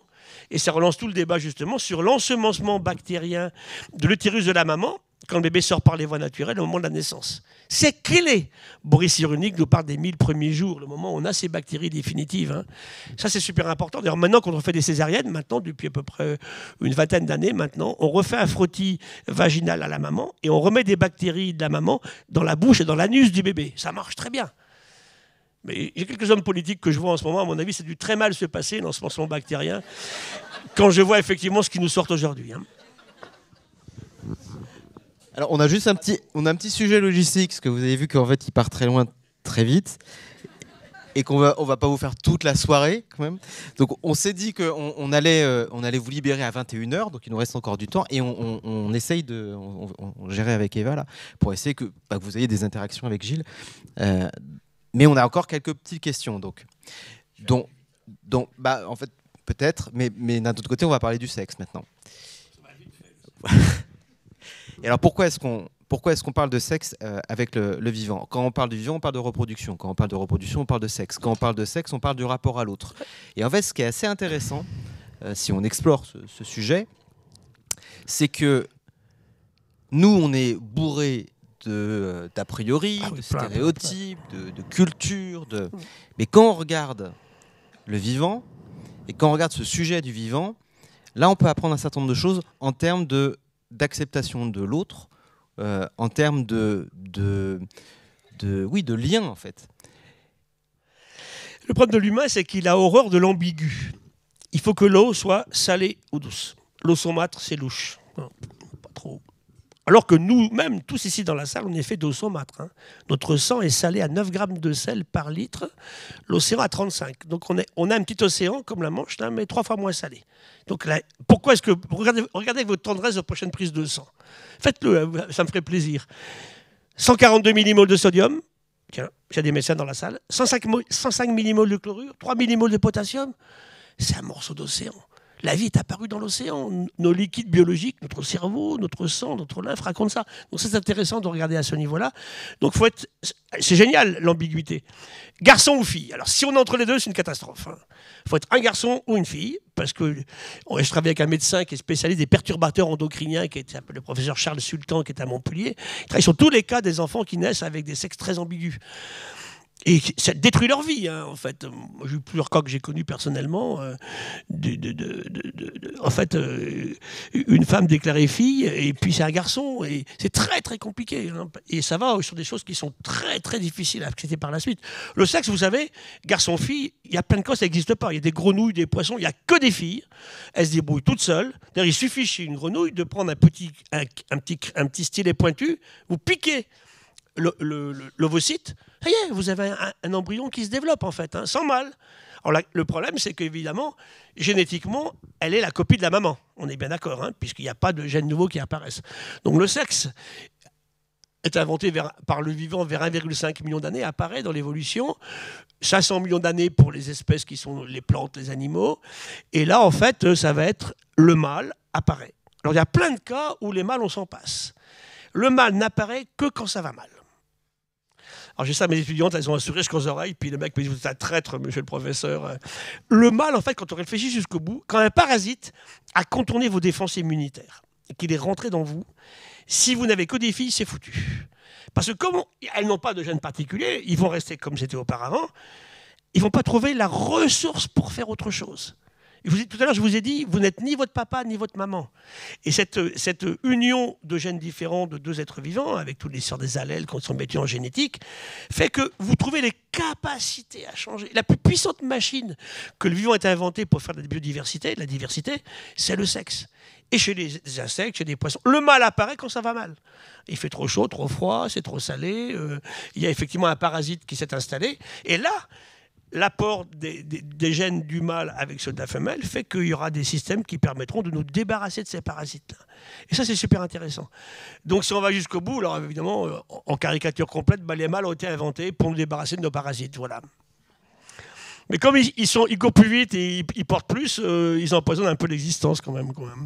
On est loin de l'origine d'Adam et Ève, là. Et donc, c'est plutôt nous qui portons... Si on reprend la Genèse, chez les catholiques, c'est compliqué, parce que les cas, effectivement... vous avez vu qu'il y a un cas, récemment, on a parlé là d'un aquarium qui a une espèce... une tortue, elle est enceinte, et il n'y a pas de mâle.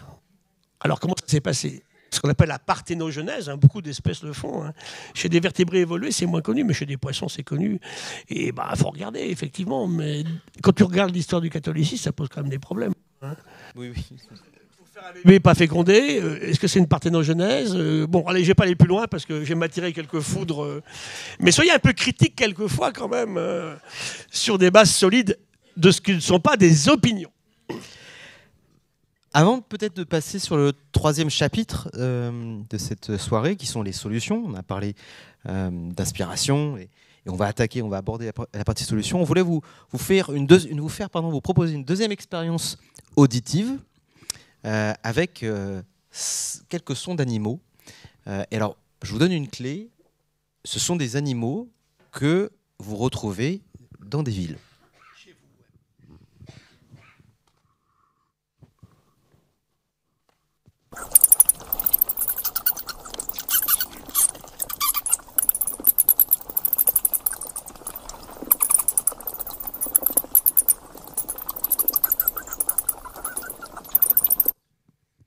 Alors, je ne vais pas faire l'exercice avec tout le monde, sinon c'est 22h30.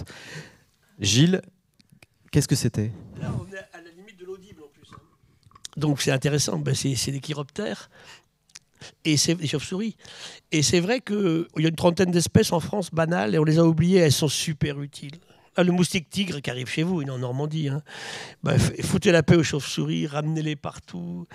C'est souvent la solution à beaucoup de choses. Hein. Il en bouffe des milliers par nuit de ces moustiques qui nous empoisonnent l'existence souvent. Donc c'est vrai que on achetait, il y avait laissé des vieilles églises avec des clochers, laissé leur de la place dans des édifices. C'est comme pour les hirondelles, il y a plus de place pour qu'elles fassent leur nid, quoi. Donc les chiroptères, les chauves-souris sont vraiment importants. D'ailleurs, ce qu'on ne sait pas, il y a 5200 espèces de mammifères, plus de 1500 espèces de chauves-souris. Hein, aujourd'hui, on décrit à peu près 1 ou 2 mammifères par an. Ce sont des chauves-souris d'Amazonie, des forêts du Congo. Il y en a partout. Et elles ont fait une merveilleuse invention. À une époque de l'évolution, elles ont inventé le vol chez des mammifères. Alors, il y a des revers de médaille. Par exemple, on va revenir au Covid. Hein. les conneries qui ont été écrites sur le Covid, c'est un virus de chauve-souris. L'humain n'a jamais inventé ce virus. Ce que l'humain a fait, c'est qu'il a créé les conditions du passage de la chauve-souris à l'humain, dans un laboratoire ou sur un marché, peu importe. Hein. Et après, il a disséminé à une vitesse incroyable. Hein. Donc les chauves-souris sont super importantes. Elles sont plus chaudes que vous. Elles hibernent dans des grottes l'hiver, effectivement, où vous avez toute cette chaleur accumulée. Je ne vais pas être non plus inquiétant, mais nous, on a trouvé 400 espèces de virus dans les grottes chinoises. Donc ça veut dire que, pas besoin d'en inventer un nouveau. Hein. Ils sont là, foutez-leur la paix. Le vivant, la meilleure conseil que je peux vous donner, foutez-lui la paix au vivant. Il se débrouillera, il se réinstallera. Mais on ne le fait pas suffisamment. Un deuxième son ?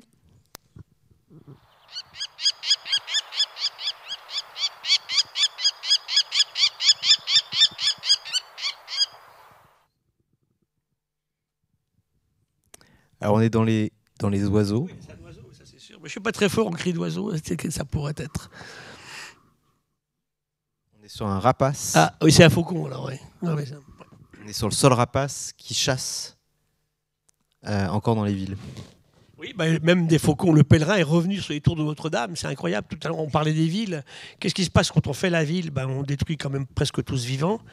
Mais pour vous rassurer et vous donner de l'espoir et de l'envie, les plantes de France, on a fait le tour. 7000 espèces de plantes sauvages en France. À peu près fait le tour. On ne va pas en trouver une tous les ans. Et des endroits où on va, on en trouve 10 nouvelles par jour, en Nouvelle-Calédonie ou en Guyane, en France. 7000 espèces de plantes. Il y en a 1000 dans Paris. 1000 qui ne sont pas des plantes de jardin, des plantes qui reviennent. Et pour faire ça, tu vois, Arnaud, on n'a pas encore prononcé ce mot magique, ce sont les sciences participatives. Les citoyens, Sauvages de ma rue, c'est un programme qu'on a à Paris avec le Muséum, où les gens participent. Le Muséum, c'est 2500 personnes, c'est 20 000 participatifs qui appellent tous les jours. Tiens, j'ai vu telle plante dans ma rue, j'ai vu tel insecte, tel oiseau à tel moment, j'ai récolté mon premier grain de raisin, mon premier pruneau à Agen. Ça, c'est super intéressant. Donc c'est vrai que c'est ça, en fait. Et les oiseaux sont revenus. Les oiseaux, en fait, ils aiment la verticalité. Ils aiment bien l'hiver, il fait beaucoup plus chaud en ville que dans la campagne. Et puis surtout, il n'y a pas de prédateurs. Donc c'est vrai qu'il y a un faucon de temps en temps, les hirondelles reviennent, mais il faut leur foutre la paix et leur laisser de la place pour qu'ils puissent s'installer. Et à l'inverse, on a créé des gros déséquilibres en favorisant de façon éhontée certains oiseaux, les pigeons par exemple, et puis récemment c'est des perruches à Paris. Des milliers de perruches à Paris, c'est un sacré problème. Et justement, comment est-ce que dans nos villes, on peut redonner cette place aux vivants? C'est un travail de conception, donc d'éco-conception quand on fait la ville. Là maintenant, moi je connais un cabinet d'architectes à Paris, sans le citer. Ils font des lycées pour la biodiversité. C'est génial. Quand on livre le lycée tout neuf aux enfants, d'abord il y a des plantes partout, des arbres partout. Il n'y a pas de bitume dans la cour, on est bien d'accord. C'est pas peint en noir. Et puis il y a des ruches, il y a le coin pour les couleuvres, où elles vont hiberner, pour les lézards, il y a des gîtes à chauves-souris. Voilà, il faut que la ville se construise sur ce vivant qui revient, et il faut que les humains qui vivent dans la ville participent à cela. De quoi a-t-on envie? Comment fait-on les enquêtes sur demain? Il faut bien voir aujourd'hui que, je me rappelle mon cours à l'école normale supérieure en 2007, ce jour-là, à quelques jours près, on basculait, depuis l'histoire de l'humanité, à plus d'humains dans les villes que dans les campagnes. C'était octobre 2007. Je dis voilà, à partir de demain, et là, on va faire que augmenter le nombre d'humains dans les villes, avec des mégalopoles incroyables. Là, par exemple, on parlait de Shanghai, on en parle beaucoup. Shanghai, c'est le tiers des Français dans la même ville. Et ils sont capables de construire une tour Montparnasse par jour. Alors, c'est cette démesure qu'on évoque souvent, tu vois.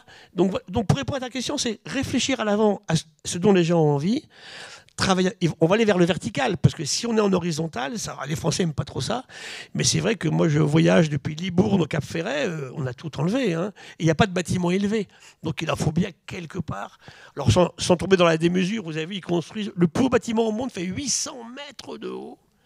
Ils construisent en ce moment en Arabie, ils veulent faire un immeuble de 2 km de haut. Alors le mec qui va habiter, je sais pas, on sera au 4500e étage, l'ascenseur n'a pas intérêt à tomber en panne. Mais c'est pour vous dire, voilà la démesure. Alors là, ils construisent une ville en Arabie Saoudite, pour te parler de la ville, Naom, à la frontière de la Jordanie. C'est 9 millions d'habitants pour 2030. Et on est dans le désert aujourd'hui. Où ils vont trouver la flotte? Vous savez qu'un bébé humain qui naît, c'est 3/4 d'eau liquide. Donc c'est le gros problème, bien évidemment. Donc s'occuper de la gestion de l'eau, comment l'eau, on la reçoit, on la garde, on la canalise bien évidemment.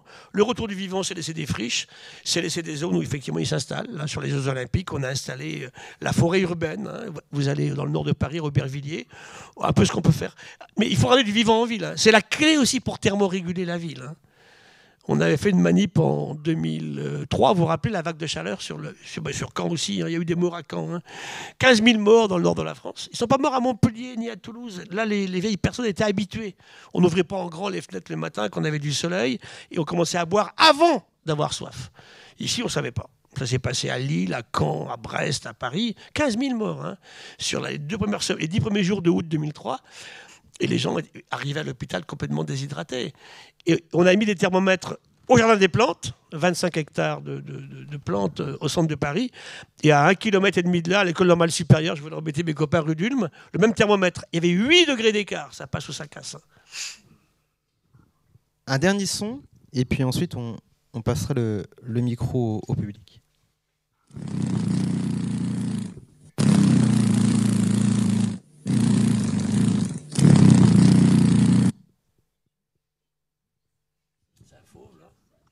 Un fauve.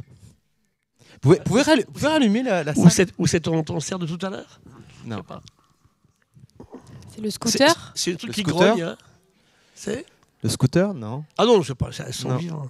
Alors le scooter, tout de suite, il faut être clair, hein, c'est pas un son vivant, on est bien d'accord. Hein. Les sons, on les classe il y a la géophonie, quand la Terre se forme, les volcans, les geysers, c'est la géophonie, que des sons minéraux avant la vie. La vie crée la biophonie, hein, les cris d'animaux, tout ce que vous voulez, et l'humain invente l'anthropophonie. Et le drame actuel, c'est qu'on a des coins de ville où il n'y a plus que de l'anthropophonie, dont la musique d'ailleurs. Hein. On a beaucoup travaillé là-dessus. En fait, comment dirais-je, un rock qui ne sort pas n'importe où. Hein. Et les musiques sont vraiment liées à la jeunesse des musiques, aux populations et aux endroits où ils habitent et ce dont ils vivent en fait. Hein. Les premiers instruments d'humains, c'était des phonolithes, des pierres qui tapaient avec des sons. Hein. Ils sont beaucoup inspirés du vivant aussi, bien sûr. Mais les sons, c'est super important. Hein. Alors, pour revenir sur le son, tu as écrit une préface, pour un indice, tu as écrit une préface d'un livre avec un chef cuisinier qui parle de cet insecte. Et en général, on dit qu'elle va à droite, à gauche, elle monte. Alors, je ne sais pas qu'il y avait ce bruit-là. Bah, écoute, et elle ne recule jamais. Ouais.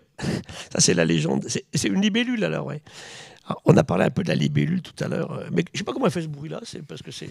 Ah, je sais pas, je la connais pas. Mais Vous savez, maintenant, on est capable d'enregistrer les sons que font des virus qui sortent d'une cellule qu'ils ont infectée. Il y a quelques années, on avait fait l'expo à la Fondation Cartier à Paris avec un Américain qui est absolument fabuleux, il s'appelle Bernie Krause. Bernie Krause est guitariste, il a joué avec Jimi Hendrix à l'époque, et avec son copain Paul Beaver, ils inventent en 2010, 1970, le synthétiseur. Et ils sortent les premiers films incroyables, les musiques de films, Docteur Folamour, Love Story, Apocalypse Now. Hein. Donc c'est des biologistes qui passaient à la musique. Et après, il a passé sa vie à enregistrer des sons de la nature. Géophonie, biophonie, puis après un peu d'anthropophonie. Et il nous laisse 55 000 enregistrements. Et lui, il lit la pollution sur un enregistrement sonore. Il est passé au Costa Rica à telle époque. C'est plus pareil aujourd'hui, en fait. Et comme il dit, en Costa Rica, on dit que c'est très bien. Les images sont les mêmes. Mais quand on enregistre les sons, c'est plus les mêmes. Il y a des oiseaux, mais ils chantent plus. Pourquoi? À partir de là, on va ouvrir les questions au public. Alors nous, on en avait beaucoup d'autres sur le rôle des entreprises. Je vous donne quelques indices si vous hésitez. Le rôle des entreprises. Est-ce qu'on peut encore faire des modèles économiques qui soient destructeurs de la nature? Il y a plein d'autres trucs.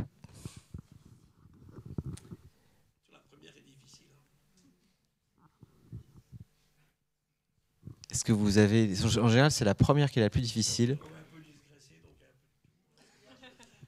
Madame.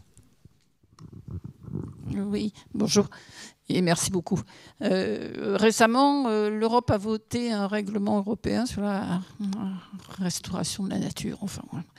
Ça va changer quelque chose réellement? Qu'est-ce qui va changer réellement? J'aimerais beaucoup de restauration des écosystèmes. Par exemple, je prends le cas, tout à l'heure j'évoquais le cas des aires marines protégées. Alors bien sûr, la France est condamnée par l'Europe parce qu'on n'a pas fait ce qu'il fallait en surface. On veut 10% des milieux marins protégés. Alors le ministre, très bien, vous comprenez comment je ne m'entends pas forcément très bien avec lui, le secrétaire d'État qui nous dit, écoutez, oui, on fait des aires marines protégées, mais on n'est pas condamné par l'Europe, mais on peut chaluter dedans.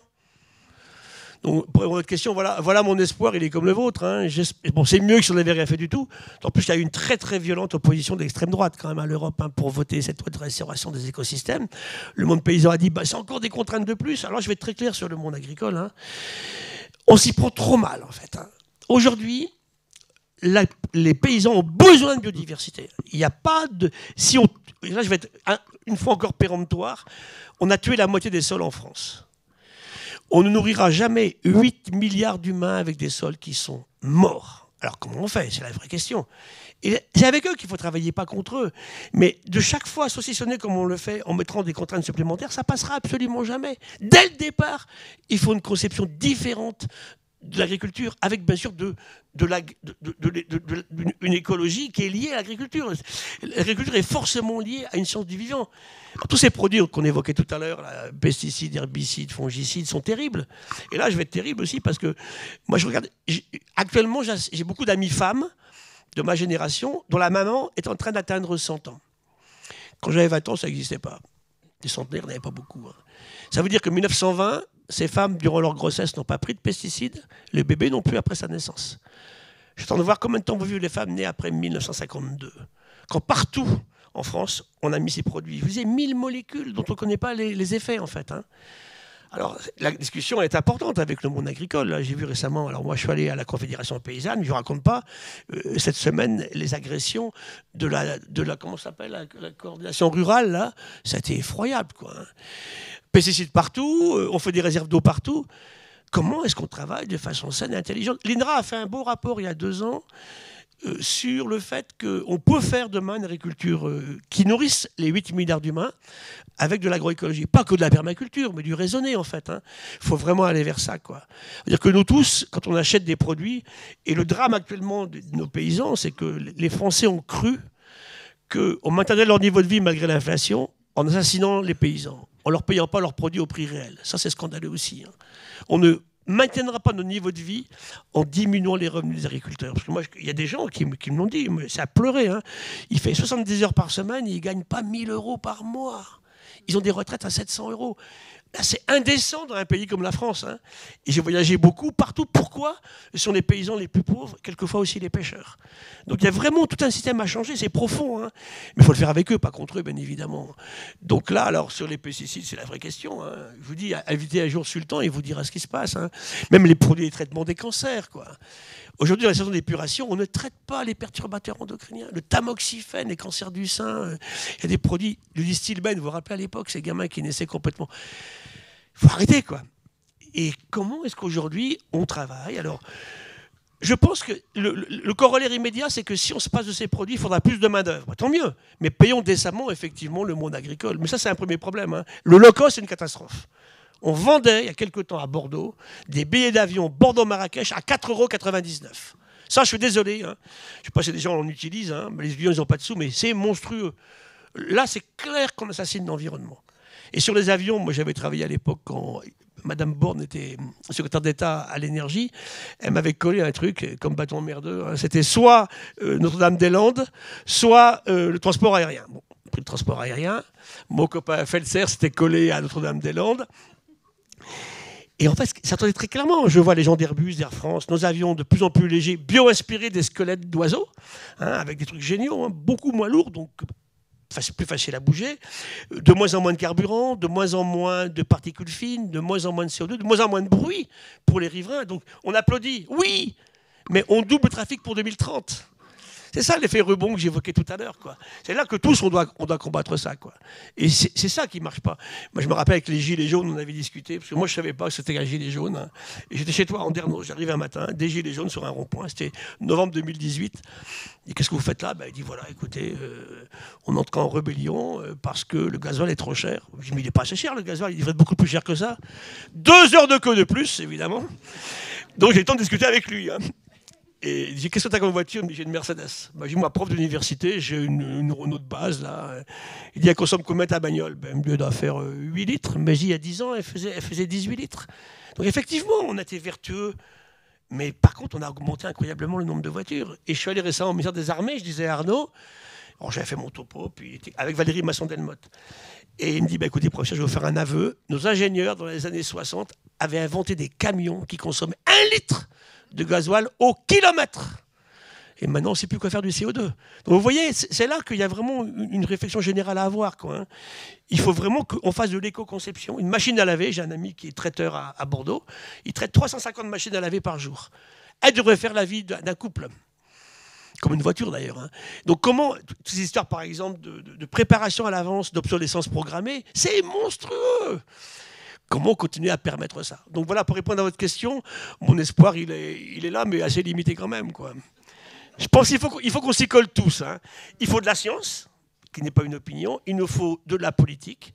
Et je répète que l'écologie n'est pas l'apanage des mouvements écologistes, hein. Il faut que tout le monde en fasse, ça c'est clair, hein, pour qu'on puisse en sortir. On a la question effectivement des ONG et puis des citoyens, vous tous, l'essence participative, hein, et des entreprises. Et moi je travaille avec des entreprises aujourd'hui qui ne sont pas du tout des empoisonneurs et qui ont envie de changer le système, des entreprises à mission. Une qu'on connaît bien, la Maïf par exemple. Je travaille beaucoup avec eux et ces gens-là sont vraiment en train de mettre en place des systèmes de pensée vraiment différents. On fait du profit, parce qu'il faut payer ses employés, mais dans des façons, sans jamais détruire le vivant, ni bien sûr le surexploiter, ça c'est très important. Mais après, ils mettent 15-20% de leur profit dans le vivant. Il y a plusieurs groupes en France, je ne vais pas les citer, mais ils ne sont pas tous... Bon, il y en a, je n'irai pas chez eux, on est d'accord, hein, on est bien d'accord, je ne vais pas aller chez Monsanto ou chez Bayer, ça c'est sûr. Mais ils sont importants parce que la vélocité à laquelle on doit aller nécessite qu'eux prennent ça à bras-le-corps aussi. Moi, j'avais une autre question. Oui. Vous avez parlé tout à l'heure, c'est là. Vous avez parlé tout à l'heure que l'être humain s'est multiplié par 4. Comment c'est possible d'un point de vue de la biodiversité? Pourquoi le taux de natalité est resté élevé, etc. Comment, d'un point de vue biologique, c'est possible? Alors, c'était très simple. En fait, c'est la médecine qui a fait des progrès et on a effondré la mortalité infantile. Tout à l'heure, je disais, en 2023, c'est le plus bas qu'on ait jamais eu sur la Terre, des pays où c'était terrible, hein. Et en fait, maintenant, par exemple, quand on fait la démographie de ces pays-là, on démarre à peu près chez un bébé de 6 mois. On ne compte pas le 0,6 mois. Parce qu'en fait, tu vois, ils disparaissent tout de suite, hein. Moi, j'ai vu des cas effroyables. Une jeune femme elle était plus jeune quand je l'ai vue, mais jeune, elle avait fait 18 enfants. 18 enfants, je ne sais pas si c'est un destin de femme, quoi. 18 enfants, mais il y a eu 7 ou 8 qui étaient morts en cours de route. Par exemple, je religeais Montaigne récemment, la biographie de Montaigne, il dit « je suis le premier, je suis l'aîné ». Pas vrai. Il est l'aîné physiquement, mais il a eu deux bébés avant qui sont morts, avant que lui ne naisse. C'est intéressant, hein. Et sa maman a dû avoir une vingtaine d'enfants à l'époque. Et c'était chez des familles nobles qui avaient les moyens d'élever ses enfants, tu vois. Donc on est sur quelque chose où la diminution de la mortalité infantile a été très forte. Et puis après, c'est vrai qu'il n'y a eu aucun contrôle, en fait. Moi, je me rappelle, je vais revenir à la Bretagne, j'ai été élevé à la Pointe du Finistère, années 70, on me dit « Ouais, c'est les Africaines qui font trop de mômes ». Attendez, 70 à la Pointe bretonne, les familles à 8, 10, 12, c'était pas rare, je peux vous l'assurer, hein. Le marin-pêcheur, il rentrait, sautait sur la fille sans consentement, étant enceinte à chaque fois, hein. Donc, en plus, elles étaient voilées, elles avaient une coiffe. Vous voyez, donc là, on pourrait discuter sur les questions aujourd'hui d'image qu'on a de ces relations-là, hein. Bon, la religion n'a pas arrangé les choses non plus, quoi. Il y avait un catholicisme très fort. C'est pour ça, des fois, moi, je me heurte à ces systèmes-là, parce que les femmes, et c'est pour ça que, bien sûr, doivent disposer de leur corps, le consentement. Comment on élève les garçons, quoi? Et je reviens à l'Afrique, je me suis beaucoup intéressé à ces femmes qui vont chercher de l'eau. Collecting water, tous les jours, on va chercher de l'eau. Et quand elles font ça, elles ne vont pas à l'école. Et la première clé de la régulation de la démographie, c'est d'éduquer les filles. Hein, comment il s'appelle, Gandhi qui disait élever un petit garçon, c'est élever une personne, élever une petite fille, c'est élever une famille. Si on éduque les filles, elles ne feront pas 18 mômes, ça c'est absolument évident, hein. Donc après, on a eu les moyens effectivement de gérer ces histoires-là. Comment c'était distribué au niveau du planning familial? On voit encore, il y a des attaques encore en ce moment, hein. Bon, ce qui s'est passé l'autre jour en France, c'est assez spectaculaire. Mais c'est vrai qu'aujourd'hui... puis on va à l'inverse. Moi, mes étudiantes à Sciences Po, tu vois, elles ont 22 ans, elles me disent on ne fera pas de bébé, quoi. Wow, je comprends parfaitement, hein, quand je leur ai dit comment serait le monde, comme on a dit, avec 55 degrés, les rats plus gros que les chats, et puis la Seine à sec, bon, donne pas envie d'en faire, quoi, hein. Mais n'empêche que nous on en a fait beaucoup trop, et puis là, elles me disent on n'en fait plus. Et ça, c'est parce qu'on marche par des systèmes comme ça, tu vois, beaucoup trop, sans réfléchir vraiment à des choses qui pourraient être planifiées. Mais une femme, effectivement, elle fait un bébé quand elle a envie. Maintenant, j'ai des copines aussi, elles font des femmes sans mec aussi. Bon, ça existe, hein. Je suis pas en train de critiquer ça du tout, hein. Je donne des faits que j'observe, ça m'intéresse beaucoup, hein. Et alors après, comment ça va continuer? Alors après, on va plus loin, hein. On veut faire de la désextinction. Alors c'est pas chez des humains, hein. Si, ils veulent nous refaire un homme de Néandertal, sans demander son avis. Vous vous rendez compte un peu, quoi? C'est Frankenstein, hein. Vous vous rappelez un peu comment ça s'était passé? On va refaire le thylacine, le loup de Tasmanie, on veut refaire le dodo de l'île Maurice, on veut refaire le mammouth, bien sûr, c'est très à la mode, et pourquoi pas un homme de Néandertal? Donc ces questions-là, c'est vraiment des questions que chaque couple doit se poser et puis à discuter. Et puis même, il m'arrive des choses, vous allez rigoler, mais en fait, des étudiantes qui viennent me voir à Sciences Po ou bien à l'école des mines. Professeur, voilà, écoutez, j'ai un copain, on s'entend bien, est-ce qu'on fait un bébé? Attendez, c'est le rôle du curé, ça, en Bretagne, il y a 40 ans. Pas du prof de fac, quoi, hein. Alors, il me faut confiance, on s'entend bien. Alors, ma réponse, en général, j'ai dit, attendez, là, bon, j'ai écouté, il est vraiment amoureux de toi, il vient pas se tirer avec ta copine dans 3 mois. Vous m'en faites 1 ou 2, mais pas 8, quoi. Donc voilà, c'est ce genre de choses aujourd'hui. Et ça paraît futile et tout, mais en fait, c'est profondément ancré dans le système. Donc, puis des choses qui sont banales chez les animaux, chez l'humain, les femmes porteuses, par exemple, c'est banal ici à Caen. Ici, il y a une très bonne université, ils font des chevaux, où une femelle minable porte un poulain incroyable, quoi, hein. Vous imaginez ça chez l'humain, ce que ça peut entraîner? Techniquement, ça peut se faire, mais... On a eu un cas récemment d'une femme, pourtant très éduquée, hein. Elle était ingénieure, elle nous dit, voilà, c'était avec Friedman, l'homme du bébé éprouvette, là. Et il me dit, elle arrive, et elle dit, voilà, écoutez, moi j'ai 33 ans, je suis ingénieur super formé et tout, je vais te féconder maintenant par un mec que je connais pas, mais j'ai pas le temps d'élever le bébé. Donc vous me congelez l'embryon, et vous me le réimplantez à 40 ans quand j'aurai fait ma carrière.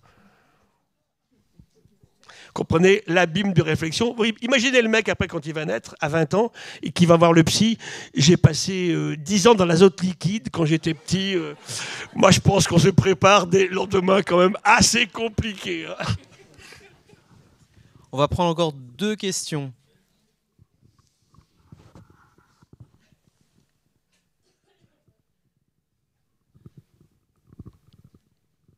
Je reviens. Bonsoir Gilles et merci pour ce panorama du vivant. On aimerait tous avoir cette somme de connaissances en nous. Partez avec le sourire tout à l'heure, vous me remercierez comme ça. Ah oui, même si c'est quand même inquiétant. Moi, je vais partir avec le sourire. Mais ma question, c'est sur l'éducation au vivant.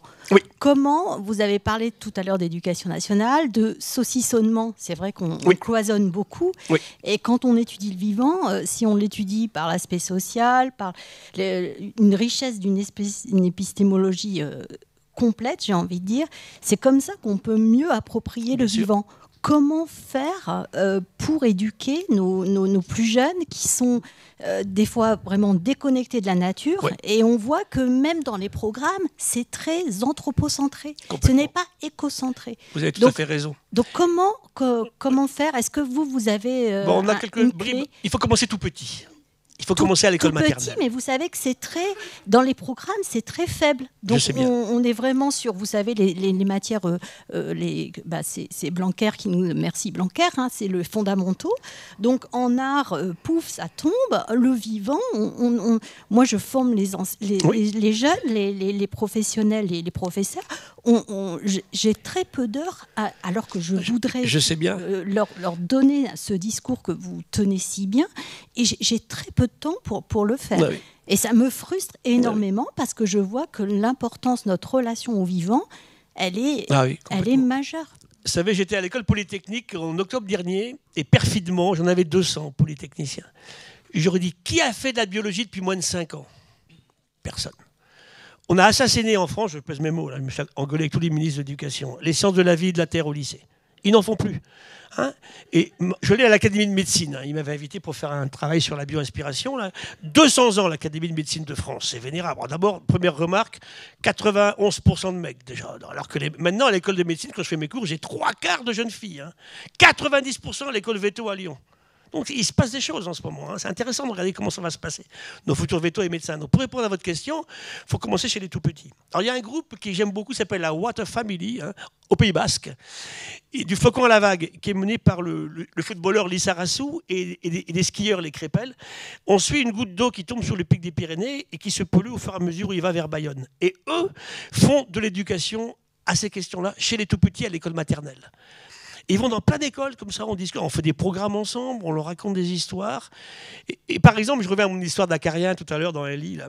Quand je montre cette image-là, évidemment, sur les critères de la mocheté, c'est pas beaucoup mieux que le râteau-pneu, l'Acarien, avec des épines et des poils partout, donc bon. Et alors, c'est pas là qu'il faut aussi enseigner aux tout-petits, pas que à l'école polytechnique, hein, ou à l'école des mines.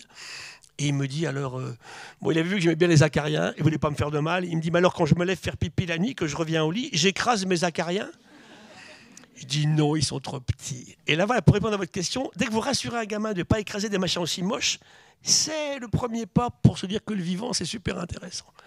Il n'y a pas que les choses qui sont belles. Donc, mais vous avez raison, les programmes, c'est une catastrophe aujourd'hui. C'est pour ça qu'aujourd'hui, moi, je milite très fort pour que le monde associatif qui fait de l'éducation à l'environnement sont super importants. Hein. On en finance en Nouvelle-Aquitaine, je ne sais pas si c'est pareil en Normandie, je suppose. Hein. On a une bonne centaine d'associations qui font de l'éducation à l'environnement. Hein. Ça peut être des pêcheurs, ça peut être effectivement... souvent, c'est des gens très motivés. Ça peut être des enseignants, mais pas que des enseignants, des jeunes, des étudiants qui viennent faire du recyclage ou qui viennent faire effectivement de l'éducation. Mais vous avez raison, il faut reprendre ça à tous les niveaux. Et surtout, reprendre que la biologie ne soit pas une option en première et en terminale, quoi. Et comment on enseigne la biologie, je suis d'accord avec vous aussi. Il faut la faire avec passion. Je prends un cas, par exemple, les fossiles. Comment ça se passe dans les écoles qui n'ont pas de moyens, les profs ne sortent pas, n'ont pas de moyens pour les emmener voir quelque part. Si vous enseignez la paléontologie, avec un tiroir, on peut voir ce qu'il y a dans les fossiles d'école, ils ne sont pas riches, hein. C'est pas un mammouth, hein. Il y a une dent de truc, il y a un trilobite, il y a un rose de belemnite, on montre ça au gamin, on lui raconte une histoire. Non, il faut l'emmener dans une carrière, dans la région, là où il vit, à Caen. Vous avez tout ce qu'il faut avec les vaches noires ici et dans la région pour trouver des fossiles géniaux. Hein. Ensuite, on ne peut plus les ramasser maintenant, mais les épaves, on m'a dit que les épaves vont tolérer. Donc ramassons les épaves, on ne va pas casser la falaise, je suis d'accord. Et là, il se rend compte, tiens, un corail, tiens, mais il a fait chaud ici à une époque. Ou mieux, je les emmène moi à Bergerac. Il y a des fossiles d'espèces marines. Il y a eu la mer. Mais c'est au gamin de trouver ça, vous voyez. Et le gamin qui a trouvé la démarche, mais il y a eu la mer ici. Il a fait chaud, il est parti. Alors sans en faire forcément un passionné ou créer une nouvelle vocation, voire encore. Hein. Mais ça, je comprends mes amis, parce que moi je défends beaucoup la PBG, hein, l'association des professeurs de biologie, de géologie. On travaille beaucoup ensemble. Hein. J'ai fait des chroniques sur France Inter là-dessus. Il faut vraiment qu'on les aide et qu'on ait les moyens d'emmener les gamins sur le terrain. Mais les classes de mer, il n'y en a plus, les classes de nage, il n'y en a plus. Ça, c'est dramatique. On ne peut pas enseigner ces disciplines-là sans faire aussi un petit peu de terrain. Quoi. Il y a une très belle asso qu'on soutient via le programme Oforion qui s'appelle Cap au Nord, qui envoie des enfants justement en Islande, en Groenland pour comprendre la vocation. L'exemple, c'est Tara Océan. Avec Tara Océan, on prend une bonne centaine de classes qui sont loguées sur notre bateau. Hein, quand on part comme ça, hein. On ramène des trucs, on les voit en retour, on raconte des histoires. Il y a aussi Under the Pole. Hein. Oui. Ce sont des jeunes qui font de la plongée en zone arctique et antarctique. Et à chaque fois, on le fait maintenant avec des écoles. Pas que des grands. Collège, c'est bien aussi, je trouve. Lycée aussi, mais je trouve qu'au lycée, en fait, ils sont bien meilleurs en 5e qu'en terminale. Leurs hormones, elles travaillent un petit peu trop en terminale pour faire ça. Donc, leur expliquer justement ce que c'est qu'une hormone, justement. C'est super intéressant. Mais vous avez raison, les programmes sont très, très mal faits. Alors, je vous propose de finir sur le sujet d'éducation, sauf si vraiment, absolument, vous avez une dernière question, mais on voit que ça dérape dans tous les sens là. Il y a une dernière question. J'en ai une. Alors, réponse courte, Gilles, s'il te plaît. La question. Alors c'est peut-être... Bonjour, merci. Merci beaucoup pour tout ce qui a été déjà dit. Juste peut-être un prolongement par rapport à l'éducation, parce que ça fait un peu plus de 15 ans que je travaille dans ce domaine-là, en transition écologique, et à la fois formé à l'université et aussi les élus notamment. Oui. Et je m'aperçois que j'ai encore beaucoup de réflexions d'élus qui me disent « oui, la jeunesse, c'est important », pendant qu'eux font plein de bêtises. Et très honnêtement, moi, ça me gave vraiment, je suis désolé de le dire comme ça, mais les adultes qui, entre eux, se disent qu'il faut vraiment éduquer les enfants. Et franchement, quand on entend ça depuis 20 ans, alors évidemment, c'est utile et il faut, et c'est nécessaire, vital, tout ce qu'on veut, mais c'est les adultes, quoi. Là, ici, on n'est qu'entre convaincus. Comment on peut les ramener, quoi? Comment on peut les ramener ici? Ceux qui prennent les décisions et qui me disent encore, dans une vie un peu récente, dans une collectivité, qui me disent oui, non, mais c'est très bien ce que vous faites, allez voir les passionnés, mais nous, laissez-nous jouer entre nous, quoi, avec les décisions importantes qui sont prises maintenant. Et je parle des collectivités locales autour, hein. Je ne donnerai pas de nom, mais... Voilà. Je suis entièrement d'accord. Moi, je suis élu en Nouvelle-Aquitaine, tu vois, je les rencontre, on forme les élus sur le programme Une seule santé. Faut trouver des choses qui marquent. Toi, par exemple, quand je leur parle de bactéries, quand on leur explique qu'effectivement qu'ils sont dedans jusqu'au cou, ça les travaille. Souvent, c'est le gamin qui va enseigner aussi aux parents, hein. Mais quand tu commences tout petit, tu peux effectivement mieux avoir... Moi, je vois plein de familles où effectivement, c'est le gamin qui dit aux parents, tu fais pas ça, tu jettes pas ta poubelle comme ça. Alors, je suis d'accord avec toi. Moi, j'arrive à ma 10 000e conférence, là, comme ce soir. Ma 10 000e en 35 ans. Hein. Donc, j'ai tout connu. Est-ce que c'est mieux qu'il y a 35 ans? Il y a eu quelques progrès. Mais c'est vrai, là, tous ici, moi, je me dis, bon, bah, ils aiment bien Gilles Boeuf, ils l'ont déjà écouté, ils aiment bien ces disciplines-là, ils viennent. Comment je parle avec des gens, comme tu dis très justement, qui vont jamais voir une exposition, qui vont jamais voir un musée, qui vont jamais écouter une conférence, qui n'ouvrent pas les pages environnementales d'un grand journal. C'est en les touchant au plus près possible sur leur mode de vie. Et ça, bah, c'est éminemment compliqué. Si j'arrivais à persuader uniquement la moitié des humains, on en est loin. Par contre, je suis moins défaitiste sur le fait qu'il y a quand même des progrès. J'ai plein de chefs d'entreprise maintenant. J'assure, je fais beaucoup de travaux avec les ETI, hein, entreprises de taille intermédiaire. Je fais beaucoup dans le monde de l'entreprise. Hein. J'ai compris que c'est là qu'il fallait aller. Je suis à l'APM depuis 7 ans, donc j'ai dû former 2500 chefs d'entreprise français. Il y a des bons résultats. Hein. Des gens qui me disent après, c'est fini, il n'y a plus un gramme de plastique dans mon entreprise. Récemment, à Lille, le type, il a toute son eau est entièrement contrôlée par une bambouseraie sur l'entreprise. Il récupère que l'eau de pluie. Mais est-ce que c'est suffisant? À chaque fois, on peut discuter de ça. Hein. Tous, je ne peux pas les convaincre. Et surtout, ce qu'il faut, c'est effectivement, aujourd'hui, leur dire que ce n'est pas secondaire, quoi. Et c'est pour ça que l'écologie, je leur fais des reproches aussi, parce qu'ils devraient faire beaucoup mieux de score que ce qu'ils font aujourd'hui. Et des fois, on se trompe de cible. Je prends un exemple très précis que j'ai mal vécu récemment avec Marie Toussaint. Hein. La tauromachie. Je suis farouchement contre, c'est monstrueux, c'est dégueulasse de faire souffrir un taureau comme ça. Mais ce n'est pas un problème d'écologie. Ils tuent 62 taureaux par an. On a regardé au niveau de l'Europe. Hein. On en bouffe 11 millions. Voilà, donc tu vois, et c'est ce qui s'est passé récemment avec les punaises de lit dans Paris. Là. C'est une galéjade, il n'y a pas eu d'invasion de punaises de lit. Hein. Ça, c'est une histoire du macronisme. Hein. Ils ont inventé ce truc-là pour détourner l'attention des gens de problèmes qu'il y avait à l'époque. Et après, quand on voit Pro qui dit, oui, ben, les punaises, finalement, tous ces immigrés qui ne se lavent pas, mais attendez, comment on peut dire des horreurs comme ça? Donc tu vois, je suis comme toi. Alors je suis confronté à tout ça, on essaye d'avancer un petit peu. Mais c'est vrai que là j'étais à Lyon avec Tara Océan, avec Baptiste Morisot. Il y a un mois, on a eu un public génial et super, quoi. Maintenant je ne baisse pas les bras. Bon, je crois que je suis aussi un gros naïf. Hein. J'ai toujours été optimiste. Alors, par contre, je ne parle pas de collapsologie ni de catastrophisme. Je dis qu'il faut une certaine intranquillité. Se dire que tout n'est pas gagné, loin de là. Hein. Mais que si on est intranquille, on est plus vigilant. Voilà. Est-ce que c'est suffisant? C'est la vraie question. Je trouve que c'est un très beau mot de la fin pour cette conférence.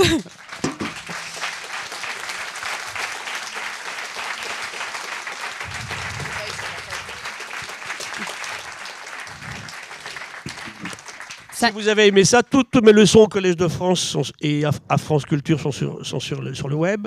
Il y a également toutes les conférences avec Paloma Moritz sur... Blast, Time for the Planet, hein. Donc une bonne centaine d'interventions. On vous refera qui sont sur YouTube. Hein. Ouais, mais on vous fera un topo. Il y aura sur le blog Mo, on vous fera un topo avec différents liens sur lesquels vous pourrez retrouver les interventions au Collège de France et qui vous permettront d'étendre votre culture. Merci beaucoup. Et avant de filer, moi je tiens à remercier vraiment aussi très chaleureusement le collectif de partenaires qui est autour de nous, sans qui rien de tout ça serait possible. Donc je tiens à remercier la région Normandie, la ville de Caen, Suez Eau Normandie, Harmonie Mutuelle, la fédération aussi régionale de Normandie des travaux publics, et aussi la région Île-de-France, la région Nouvelle-Aquitaine, la métropole de Bordeaux et l'agence de l'eau à Dour-Garonne, qui nous montrent aussi qu'il y a des collectifs qui s'engagent vraiment sur ce sujet. Et un grand merci aussi bien évidemment aux équipes du MO, de Make Sense et de Cebios pour ce projet collectif et joyeux qui nous permet de garder le sourire justement sur tous ces sujets. Et je vais juste vous donner 2 petites dates parce que vous l'avez compris, c'est pas fini en fait aujourd'hui, c'était juste la première étape de ce cycle de 3 conférences. Et je vous donne rendez-vous du coup mardi à Paris ou en ligne pour ceux qui souhaitent suivre la suite de ces sujets où on questionnera la question de l'Anthropocène avec Jean-Pierre Gou et Pierre Gilbert. Et ensuite, rendez-vous le 9 avril à Bordeaux avec Olivier Schaeffer qui est membre du Cebios où on travaillera justement la question des villes vivantes. Quelques petites autres dates. Ensuite, on va évidemment passer à l'action et on va organiser donc le 4 avril à Caen, le 9 avril à Bordeaux, le 10 avril à Bordeaux et le 25 avril à Paris, des grandes journées d'intelligence collective pour justement travailler ensemble sur ces défis très concrets de comment est-ce qu'on réintègre le vivant au cœur de nos villes. Et vous pouvez évidemment retrouver tout ça, toutes ces ressources, et on vous mettra aussi tout ce que Gilles vous a partagé aujourd'hui sur la page Chiche Ville et Vivant, et comme ça vous pouvez suivre ces aventures. Exactement, qui est même noté sur la plateforme Chiche. Donc je vous invite vraiment à suivre tout ça. Merci.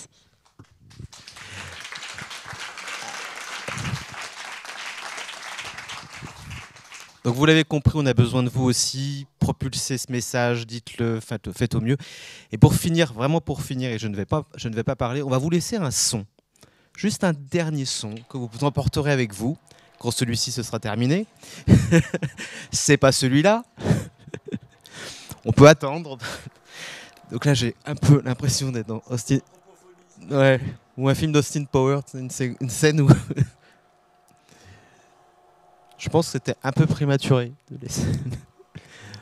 Donc, on va vous laisser un son. Non mais non, pas maintenant. Voilà.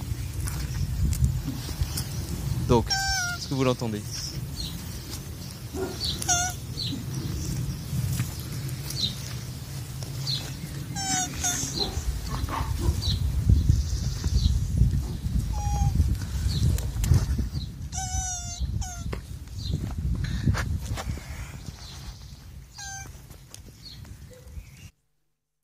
Qu'est-ce que c'est, Gilles ?